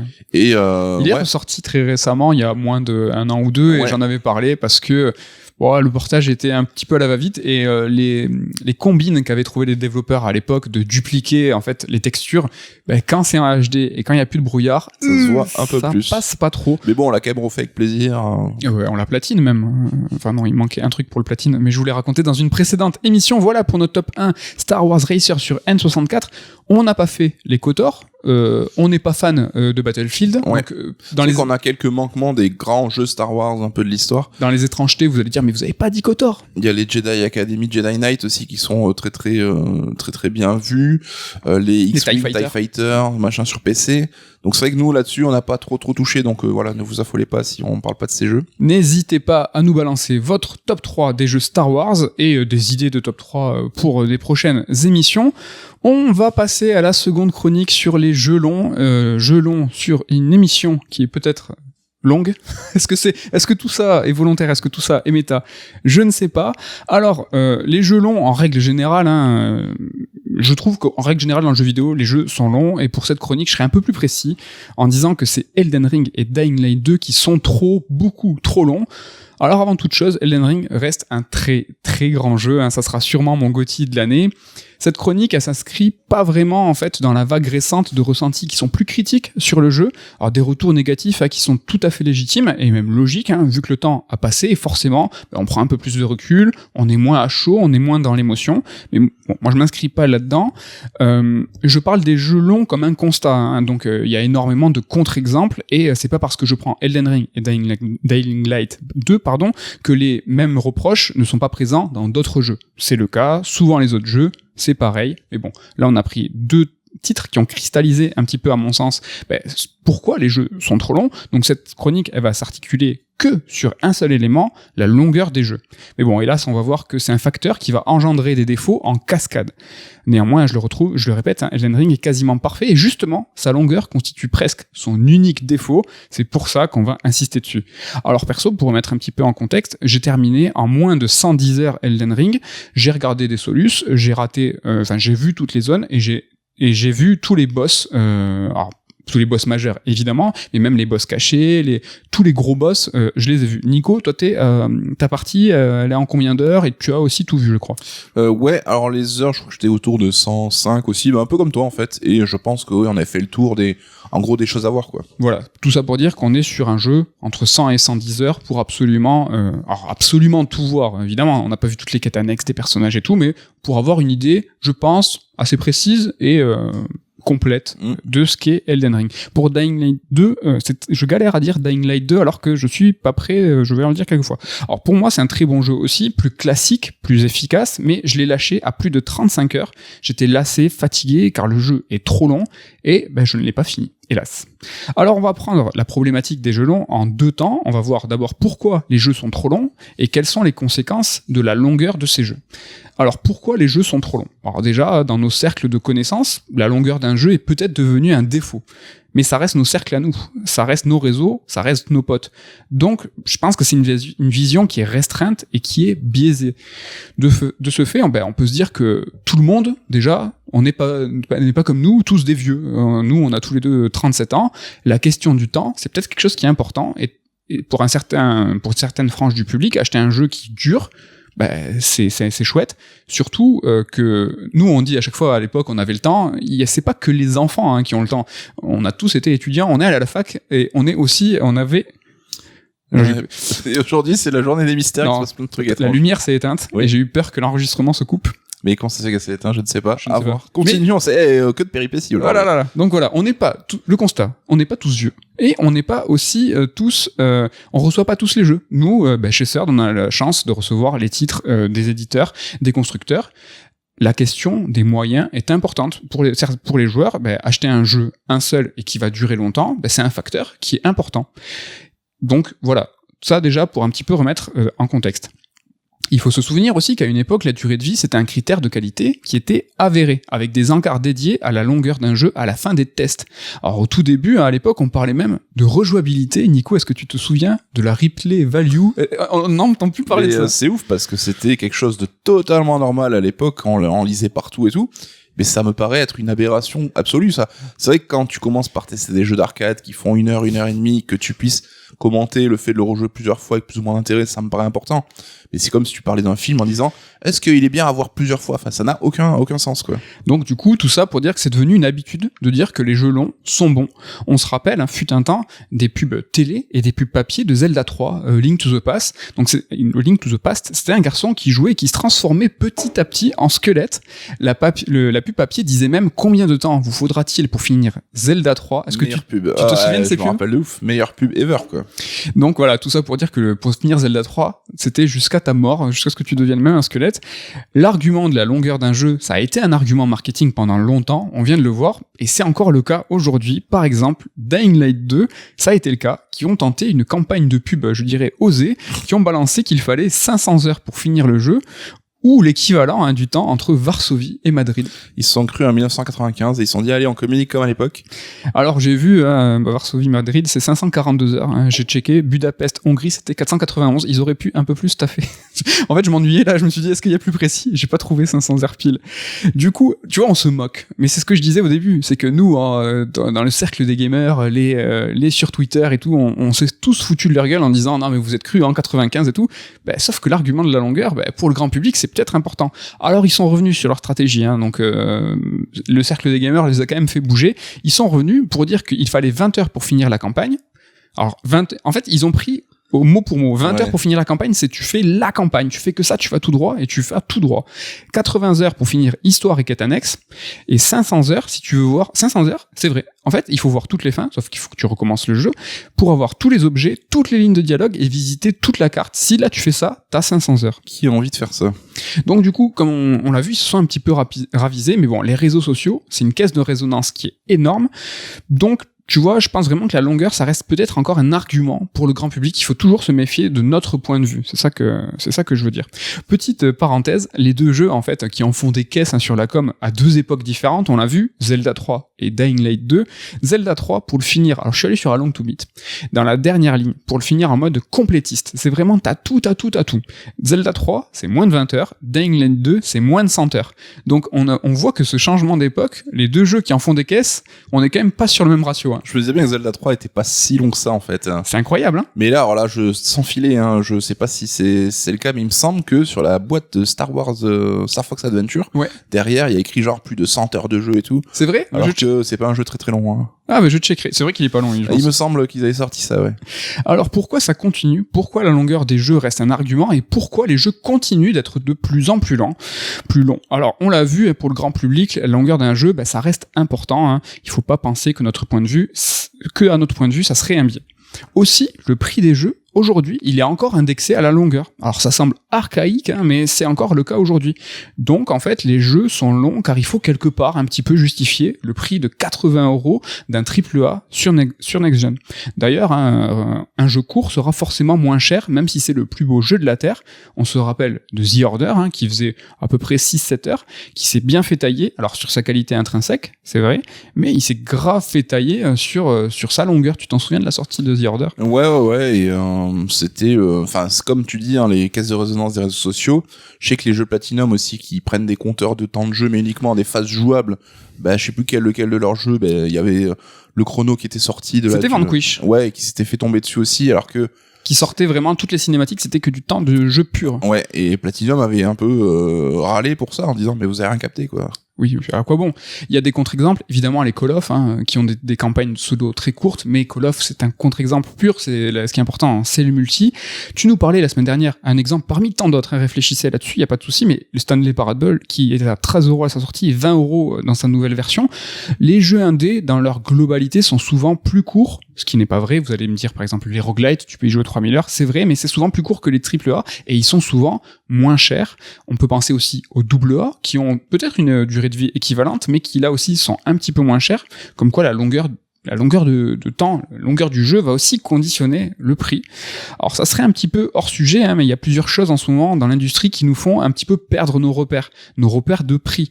Et la longueur des jeux, c'est l'un de ces éléments. Juger un jeu à sa longueur, juger un jeu à son prix, c'est pas forcément une bonne chose, mais ça demanderait une chronique entière. Nico, peut-être un mot à ce sujet sur la perte de repères, le Game Pass, tout ça, on sait plus trop combien ça coûte tout ça. Ouais, puis c'est vrai qu'on voit aussi que les jeux sont plein tarif pendant 3 mois après leur sortie. Après, ça a tendance à vite dégringoler. Les soldes Steam aussi ont fait que, aujourd'hui, si t'es un peu patient, tu peux jouer à des très gros jeux pour des sommes pas très très chères. Le Game Pass, tu l'as dit, c'est encore quelque chose qui vient brouiller les pistes là-dessus. Donc c'est vrai que ça devient, déjà que c'était un débat très personnel et assez délicat à traiter, là je trouve qu'il est encore plus complexe à prendre en compte, quoi. Ouais, faudra peut-être un jour qu'on se penche dessus. Quelles sont les conséquences de la longueur de ces jeux? Et on va prendre comme exemple, là du coup, Dying Light 2 et surtout Elden Ring, sur la longueur, quelles sont les conséquences? La conséquence, la première, c'est la redondance. Que ça soit Elden Ring ou quoi que ce soit d'autre, aussi qualitatif soit-il, si quelque chose se répète, ça va nous lasser, c'est humain. Alors je vais pas citer le seigneur Léodagan dans Camelot, mais bon, est-ce que vous connaissez les fraises, hein, j'ai beau adorer les fraises, si j'en mange 3 cagettes, il va y avoir des problèmes, vous avez compris l'idée. Tu as édulcoré la citation, je crois. Non, mais vous avez capté le délire. Dans Elden Ring, on croise souvent les mêmes grottes, les mêmes cavernes, les mêmes mines.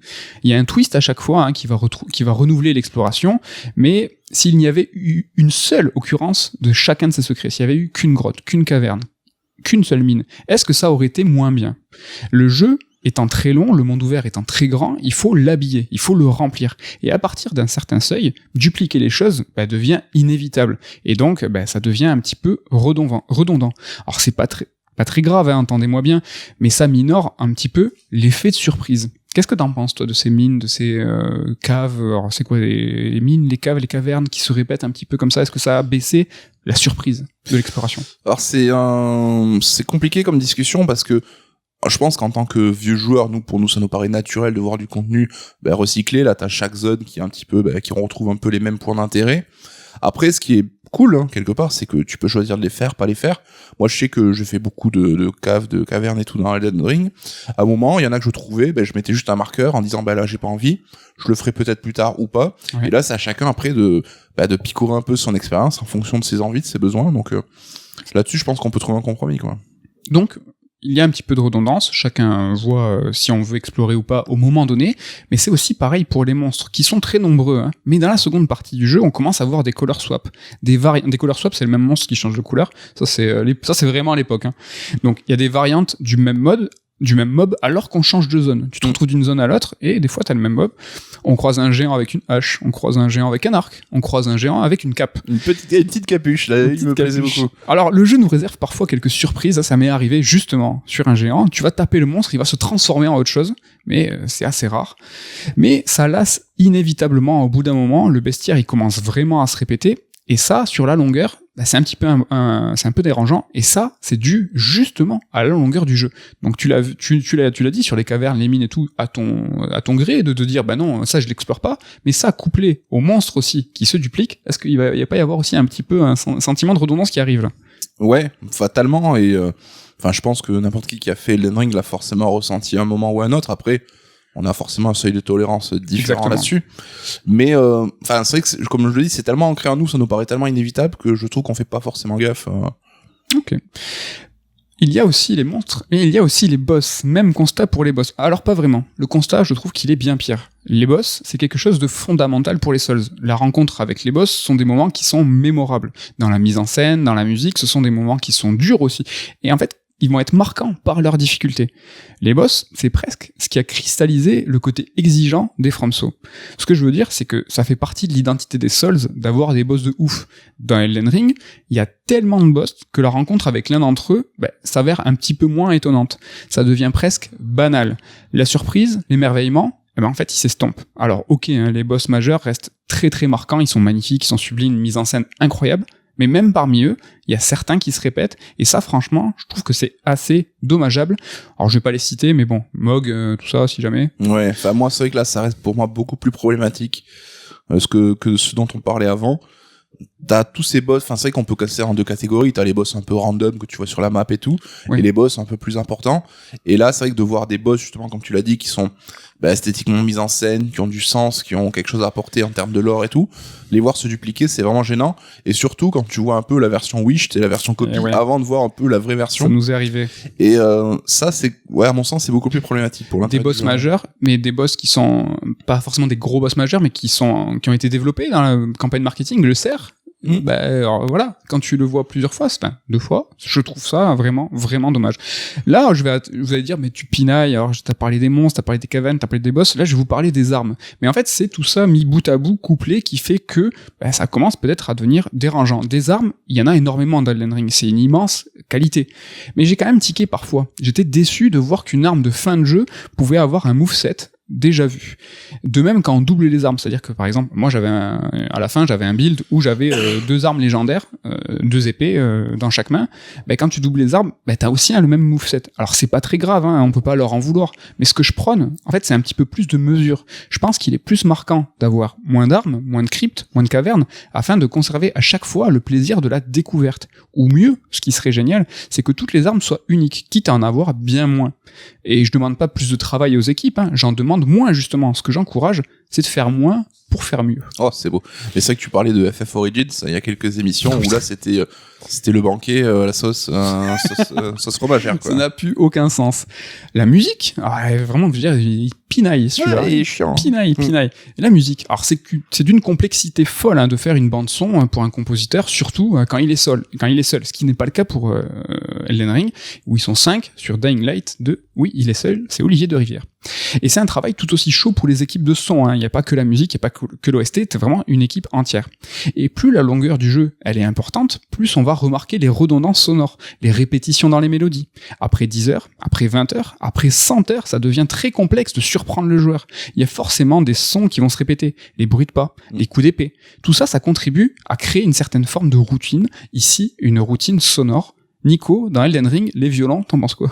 Alors les violons, c'est vrai qu'on en parlait entre nous, il y a un moment où t'as une nappe de violon qui vient accompagner l'exploration du monde ouvert, et on n'en pouvait plus, quoi. Il y avait ce violon, ce crin-crin, c'était un peu relou. Donc voilà, un jeu qui fait plus de 100 heures, pauvres équipes, de créer à chaque fois des nappes sonores, des thèmes, des mélodies marquantes pour chaque boss, pour chaque thème, c'est vraiment très très complexe, et c'est la longueur du jeu qui va rendre ça extrêmement complexe. En ce qui concerne Dying Light 2, l'OST, je vous le dis tout de suite, elle est magistrale. Le travail du son est incroyable, le jeu propose des séquences de tension où on est poursuivi par des zombies. C'est des séquences qui sont géniales du point de vue sonore, c'est des séquences qui sont dynamiques, ultra grisantes, où en fonction de ce que tu fais, la musique elle va s'adapter. C'est tout simplement brillant, mais aussi exceptionnelle soit-elle, quand ça fait 30 heures que tu vis cette situation, tu finis par t'y habituer, car on s'habitue à tout. Et quand lors des premières heures sur Dying Light 2, franchement, j'étais littéralement la mâchoire au sol, j'étais ébahi par la qualité et la proposition d'Olivier de Rivière, qui est un vrai chouchou, vraiment ce mec est un génie. Mais au bout de 35 heures d'aventure, j'étais un petit peu froid, j'étais presque impassible devant les séquences de poursuite, car ça faisait je sais pas combien de fois que j'étais dans cette situation. Et pourtant, tu vois, la variété des couches de mélodie, elle est incroyable. Le travail qu'a fait Olivier de Rivière et ses équipes, il y a vraiment une variété, il y a beaucoup de variantes, mais en fait, le jeu m'a eu à l'usure. Et la musique, je la porte au nu dans Dying Light 2. C'est uniquement la musique qui m'a fait tenir sur la longueur. C'est ni les personnages, ni l'histoire, ni les mécaniques, c'est la musique. Et pourtant, j'ai abandonné. Et encore une fois, je demande pas aux équipes de composer plus de pistes, mais au jeu d'être moins long. C'est ça, là, vraiment un petit peu la nuance. Tout ce qu'on vient de voir dans le détail sur la redondance va contribuer à diminuer l'étonnement et la sensation de surprise. Un exemple, je pense, qui pourrait être parlant, en tout cas qui va, toi, t'évoquer des trucs, Nico, c'est Zelda Breath of the Wild, le fameux jeu exceptionnel, historique, toujours pareil, ne me faites pas de mal. Mais comme Elden Ring, je trouve qu'il pêche un petit peu par quelques redites. Les sanctuaires, ces fameux sanctuaires dans lesquels il y a des énigmes de génie, c'est du génie de game design, il n'y a aucun problème, mais c'est toujours le même décor, c'est toujours la même ambiance, c'est toujours la même musique, et cela 100 fois, ce n'est pas un chiffre au hasard, c'est exactement 100 fois. Ni loi. Est-ce que tu trouves qu'il y a une petite redondance là-dessus? Carrément, c'est vrai que Zelda, un jeu qui valorise l'exploration, la curiosité, la découverte, ne va te récompenser que de deux façons différentes. Soit tu trouves un sanctuaire avec, comme tu l'as dit, le même lieu, la même musique et tout, ou soit les fucking Korogu. Exactement, dans Breath of the Wild, la récompense est souvent des panoramas incroyables, il faut le dire. Tu vois, c'est vrai que faut prendre le côté premier degré aussi. Mais c'est le plus souvent un pauvre Korogu. Il y a une chance sur deux pour que l'escalade galère d'une montagne sous la neige ne t'offre en récompense qu'un Korogu planqué sous une pierre, et ça, 900 fois. Est-ce que ce chiffre est au hasard? Pas du tout. 100 sanctuaires, 900 Korogu. Franchement, ça fait beaucoup. Moi, ce que je prends depuis tout à l'heure, c'est la mesure. Est-ce que, 50 sanctuaires, et sur ces 50 sanctuaires, profiter du temps de développement qui n'a pas été exploité sur les 100 autres, pour peut-être faire des ambiances différentes, des musiques différentes. Alors le game design est parfait sur les énigmes. Les Korogu aussi, tu vois, 900 fois. Alors je veux bien qu'il y ait des complétistes, j'en fais partie, mais est-ce que cette démesure est nécessaire? J'en sais pas. Je suis pas trop pour ça. Nico, tu l'as parlé, la récompense c'est important, et ça Elden Ring le fait bien, va te récompenser à chaque fois de ton exploration, d'une grotte que tu vas faire jusqu'au bout, qui va te donner un sceptre qui n'est pas du tout de ton build, mais va réussir à te récompenser. Là on a parlé de Zelda Breath of the Wild, les jeux Nintendo ont une politique, une façon de faire assez différente. Les récompenses, c'est pas trop leur truc, hein. On l'a vu, les Korogu, c'est pas ouf. Il y a souvent des soleils, des lunes dans les Mario. Mais finalement, c'est pas important, parce que dans les jeux Nintendo, ce qui est important, c'est la variété des situations. Et c'est l'amusement, quoi. C'est l'amusement. Et en fait, ils tombent pas dans ce travers de la répétition, parce que les jeux Nintendo vont sans cesse renouveler l'expérience. Prenons par exemple un Mario Galaxy. Tu vas avoir une feature de gameplay, quelque chose qui va t'étonner, une situation différente à chaque fois, et presque tu vas dire, attends, mais là tu me l'as montré une fois, c'est déjà fini. En fait, c'est sans cesse, et ils ne vont jamais tomber dans le piège de allez, on le duplique une fois. Non, c'est justement dans cette unicité, dans le fait que tu vas ne croiser une situation qu'une seule fois, qui va dévoiler le génie total des jeux Nintendo. Un autre exemple qui n'est pas Nintendo cette fois, c'est It Takes Two, qui est pourtant un jeu de 10-12 heures, mais c'est mesuré 10-12 heures, et qui là en fait a une variété de dingue. Une surprise, chaque niveau, même plusieurs fois dans le niveau, des surprises de gameplay, de situation. Ils auraient pu peut-être tomber dans ce travers de dire, allez, franchement, on va jusqu'à 20 heures.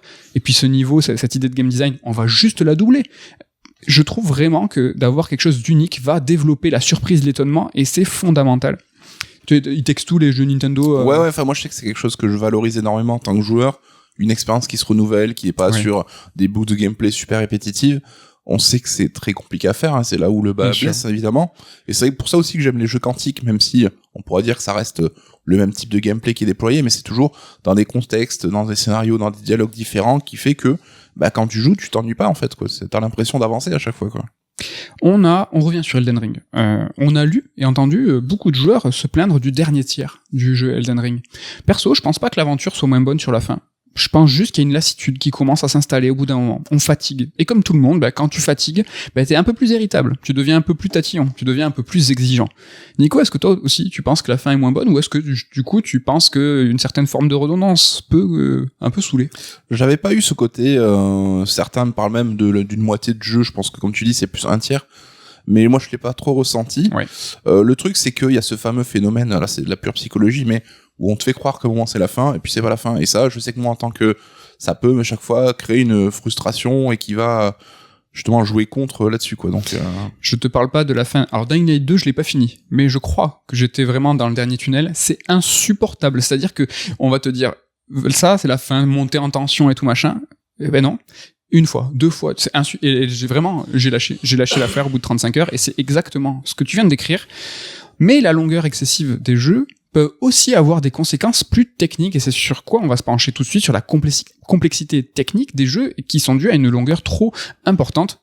En premier lieu, les bugs. Et surtout sur des mondes ouverts, c'est inévitable, hein. Plus le monde est grand, plus le jeu est long, plus c'est complexe en fait d'éviter les bugs. Pour le coup, Elden Ring, je trouve, est plutôt propre, hein. C'est rarement le cas dans les mondes ouverts. Les mondes ouverts c'est souvent un peu éclaté. Mais c'est vrai que les jeux mondes ouverts japonais ont fait montre d'une expertise là-dessus. Alors peut-être au prix de nuit blanche et de gens qui ont cravaché, mais qui étaient beaucoup plus propres à ce niveau-là. Tu vois, Breath of the Wild, Death Stranding, Elden Ring, par rapport à du Assassin, du Red Dead ou quoi. Dying Light 2 n'est pas exempt de défauts. Il y a eu des petits problèmes de doublage qui ont été corrigés avec des patchs, mais on a pu un petit peu se marrer avec des petites filles avec des grosses voix. Donc les bugs inévitables, plus le jeu est long, plus c'est compliqué de les éviter. Et qui peut permettre à un studio de les éviter, ces bugs, c'est la QA, donc la Quality Assurance. J'ai fait de l'accent puis non, j'ai abandonné. Franglais. J'ai abandonné au milieu. En fait, c'est eux qui vont en fait essayer de jouer. Alors ils vont pas s'amuser, eux, ils vont essayer de trouver le moindre bug, le moindre truc. Et plus le jeu est long, plus la QA a un travail monumental, quasiment impossible. C'est impossible pour la QA de repérer absolument tous les bugs d'un monde ouvert ou en tout cas d'un jeu qui est extrêmement long. Mais je pense que beaucoup d'acteurs du jeu vidéo ont pris pour partie d'accepter que leur jeu sortira avec des bugs en mode bah c'est comme ça. Et en fait, il y en a qui seront corrigés dans les premiers mois de vie de la franchise, mais c'est devenu quelque chose qu'ils savent qu'ils pourront pas faire sans, quoi. Exactement, et c'est ça qui rentre en friction avec la longueur d'un jeu, c'est qu'ils se sont résignés. Ils ont dit, on va favoriser l'expérience longue plutôt que la qualité et la propreté d'un jeu. Par exemple, Cyberpunk, pour vous donner un petit peu la mesure de ce qu'est la QA sur un titre comme Cyberpunk, qui est pas si long, qui est pas si vaste, qui est extrêmement dense, mais c'est 200 heures pour un testeur de scroller sur tous les murs pour voir s'il n'y a pas un mur qui est transparent, un mur où tu peux traverser. C'est pas tenable, c'est vraiment... Ça a pas l'air très rigolo. Un jeu long, ça peut aussi défavoriser l'optimisation, c'est-à-dire que Elden Ring en l'occurrence était un jeu qui était extrêmement mal optimisé pour les versions PC. Nous on l'a pas du tout vécu, là je ne fais que répéter, mais ça a été plus ou moins connu que la version PC était un petit peu dommageable. Ouais. Et plus le jeu est long, plus évidemment les ressources sont allouées et attitrées au travail du développement et un petit peu moins à l'optimisation. Donc voilà, sur les complexités techniques, mais il y a aussi d'autres choses. Il y a par exemple l'équilibrage. L'équilibrage, c'est l'équilibrage de tout, l'équilibrage des combats, l'équilibrage de la difficulté. Un jeu linéaire, même s'il est long, c'est possible de bien équilibrer la difficulté. Mais sur un monde ouvert, c'est un enfer. Les développeurs, ils vont se demander comment faire l'équilibrage. Est-ce qu'on fait un équilibrage par zone? C'est-à-dire que chaque zone, par exemple sur Elden Ring, est-ce que chaque zone est à un certain niveau de difficulté? Est-ce qu'on va faire un niveau de difficulté qui est uniforme, un peu comme Breath of the Wild avec Ganon au milieu qui est un petit peu plus complexe? Est-ce qu'on va faire du level scaling? Le level scaling, c'est la montée de la difficulté en même temps que la montée en puissance du héros. En fait, tout ça, c'est des différentes possibilités, mais plus le jeu est long, plus la tâche, elle devient impossible. Et l'un des rares reproches qu'on pourrait faire à Elden Ring, c'est d'avoir une difficulté qui est un petit peu moins bien réglée que ceux des FromSo habituels, où à l'époque, chaque jeu, c'était une aventure qui était vraiment au cordeau. Et encore une fois, cette carence, elle est due à la longueur de l'aventure. C'est dû aussi au format ouvert du monde, il n'y a pas de souci, mais c'est surtout dû à la longueur. Nico, comment t'as trouvé, toi, l'équilibrage global de Elden Ring? Est-ce que t'as eu des problèmes là-dessus?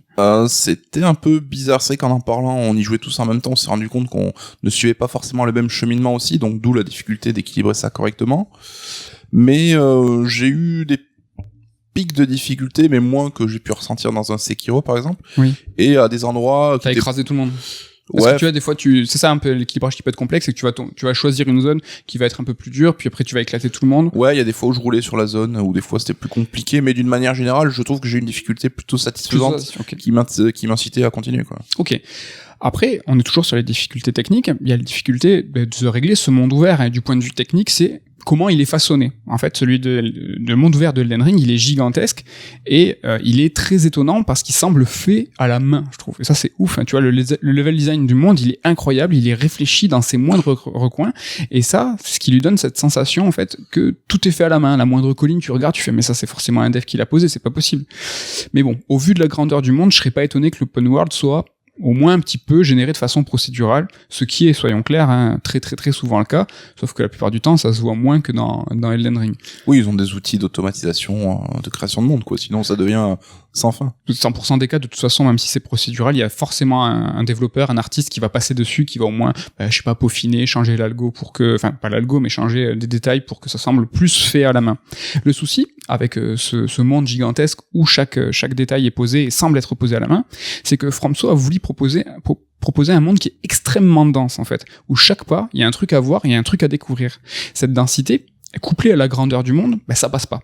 Humainement, pour les devs, déjà, c'est pas tenable. Et c'est peut-être pas tenable aussi pour certains joueurs qui peuvent ressentir une certaine forme de vertige. Alors, pas le vertige agréable, là, comme on a tous pu voir en disant « Waouh, c'est géant », c'est un vertige différent parce que une densité forte, ça peut décourager certains joueurs, par exemple, des joueurs comme Ken, qui sont des fouineurs de l'extrême et qui, en fait, vont vouloir absolument tout découvrir, tout prendre. Ça peut aussi un petit peu les réfréner. Ouais, mais c'est vrai que la densité, c'est un débat super capital et il y a toutes les vannes sur les Far Cry où tu fais 3 pas dans la forêt, tu te fais aggro par 2 tigres, un sanglier et 3 lapins, donc d'un côté pas du tout naturel, quoi.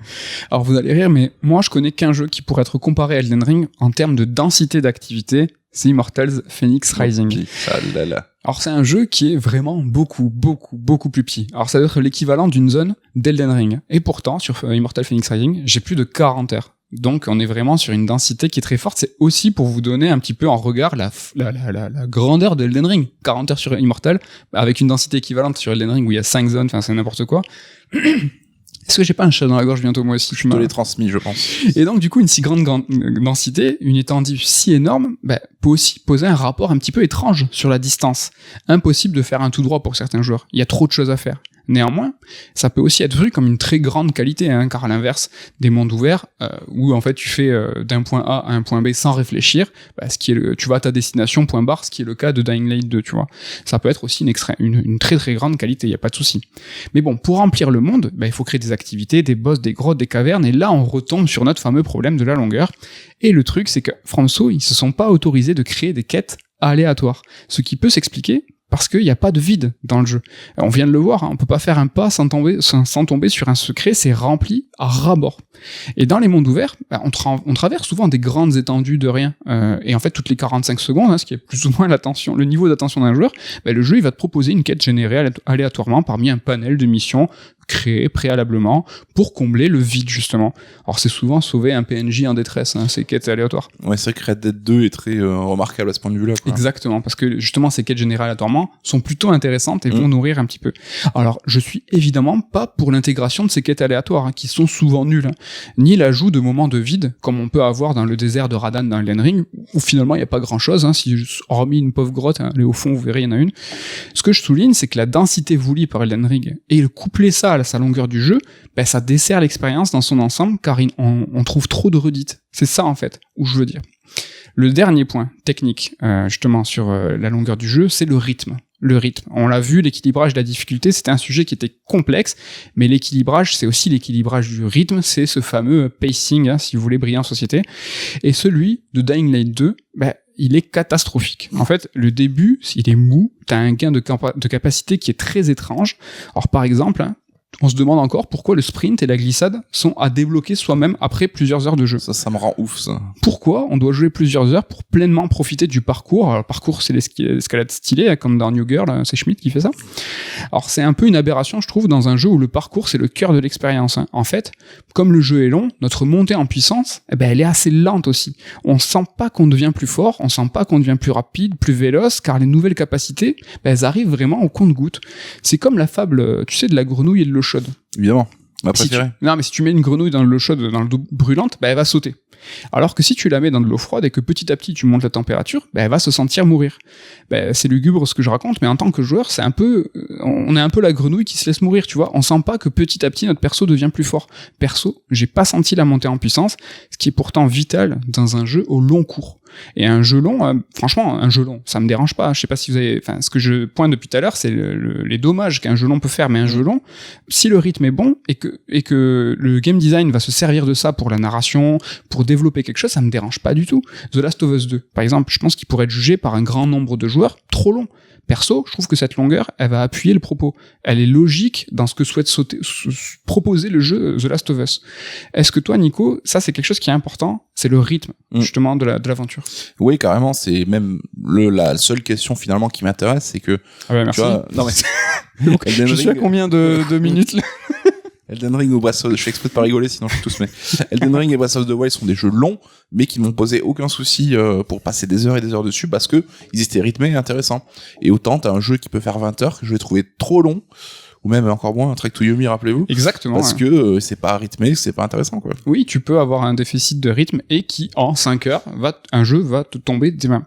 Alors, tout ce que je viens de dire, est-ce qu'on pourrait finalement dire que ces jeux sont généreux? Est-ce qu'on pourrait parler de générosité? Je pense que peut-être, on pourrait se dire que les studios sont vraiment trop cool, et c'est sûrement le cas. La régalade.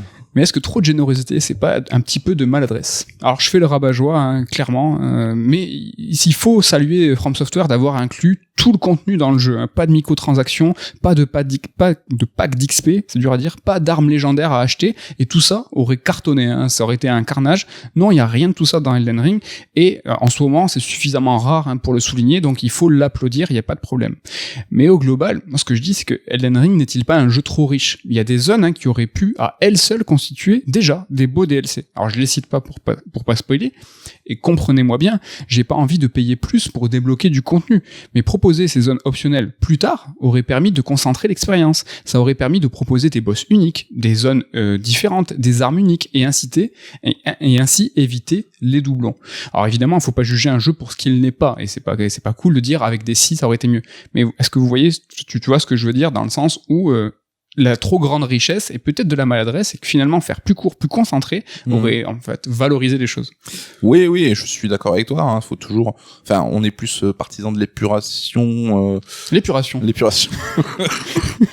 La pureté de l'expérience. Ouais, et voilà, ce fameux design par soustraction. Exactement. Pour, enlever le gras, en fait, voilà, enlever ce qui est too much, ce qui est en trop, et avoir une expérience la plus profilée possible. Je le précise aussi, certains joueurs ont apprécié cette longueur, cette densité, cette immensité. Damien vous l'a confié dans le Surstrike X qu'on a fait sur Elden Ring. Le fait que le jeu soit interminable a favorisé son appréciation du titre. Il a adoré ça, et je sens là un regard pesé sûrement de Damien, et je sens une pression psychologique. C'est pour ça que je me dois de le citer. Et il a même trouvé le moyen de recommencer le jeu direct derrière, parce que c'était pas assez long son goût.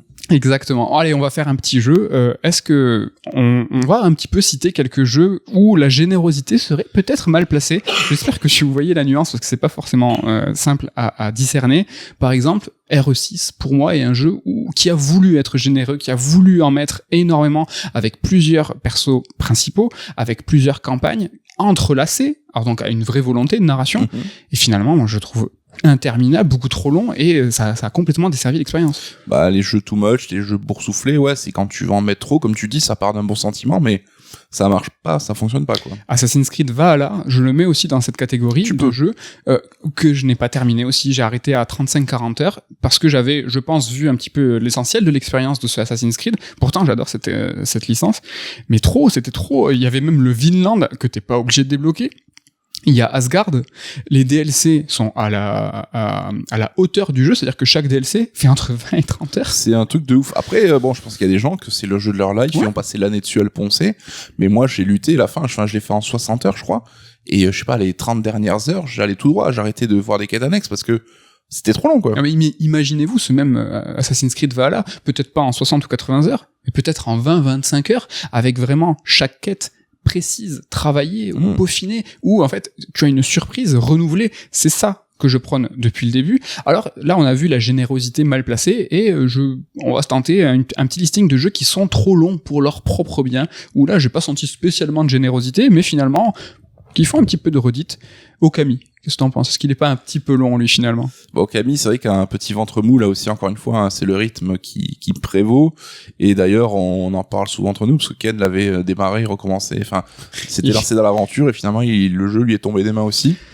C'est vrai que oui, je le mettrais dans cette catégorie. On a parlé de Japon féodal, c'est pour ça que je me remémore Onimusha 4, qui, alors, finalement, n'est pas si long, hein, il fait 25 heures, je crois, mais pour une expérience à la Onimusha. Ouais, 25 heures pour un Beat'em All 3D, moi je sais que, j'avais arrêté au boss de fin, comme, ça peut m'arriver, mais, je l'avais trouvé très très très long. Persona 5, qui est un excellent, alors je veux vraiment me faire pas de pote, hein, dans cette émission, je tape sur Elden Ring Breath of the Wild et Persona 5, alors, incroyable, Persona 5, grand jeu, mais finalement qui a une routine au niveau de sa structure qui se répète avec les palais. Alors tu vas voir le méchant, tu vas voir sa névrose, tu vas aller dans son palais, sauf que chaque personnage, chaque névrose, c'est 25 heures et le jeu fait plus de 100 heures.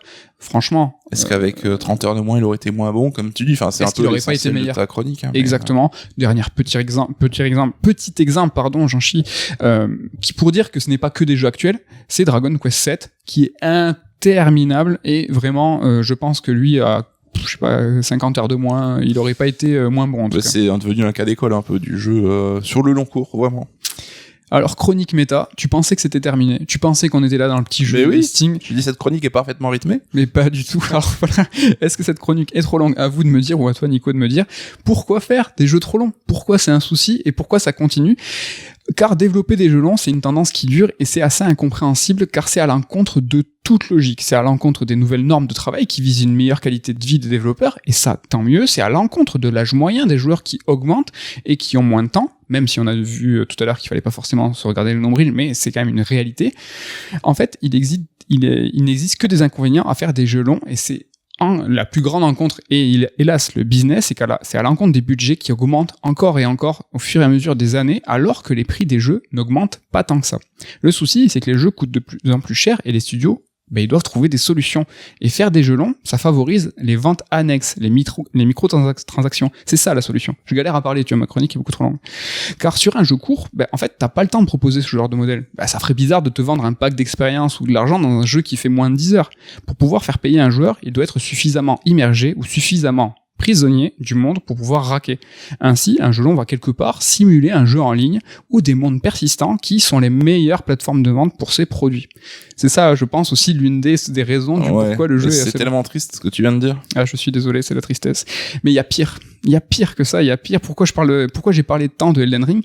Parce que c'est un phénomène Elden Ring, c'est un phénomène qui pourrait être encore plus dangereux. Alors, j'ai dit dangereux, je suis sur le point de la longueur, ne calmez-vous. Pour moi, vous l'avez compris, Elden Ring, c'est un jeu qui est très long, c'est un jeu qui est trop long. Alors, pourquoi c'est dangereux? Pourquoi j'utilise ce mot qui fait très très peur? Parce que si Elden Ring impacte autant l'industrie que les Souls, le modèle Elden Ring va devenir peut-être le modèle des 10 prochaines années, même si, on est d'accord, copier Elden Ring, ça sera pas simple, si on veut le faire bien. Le jeu, il a eu un développement de 6 ans et a bénéficié d'un savoir-faire de dingue, c'est-à-dire un savoir-faire qui a été hérité de tous les jeux Souls. Donc, tout le monde va pas se lever un matin en disant, je vais faire ça. De plus, la situation de ce développement pourra pas être reproduite, et pourra pas même être reproduite par FromSo eux-mêmes, car Elden Ring, c'est un jeu Bandai Namco.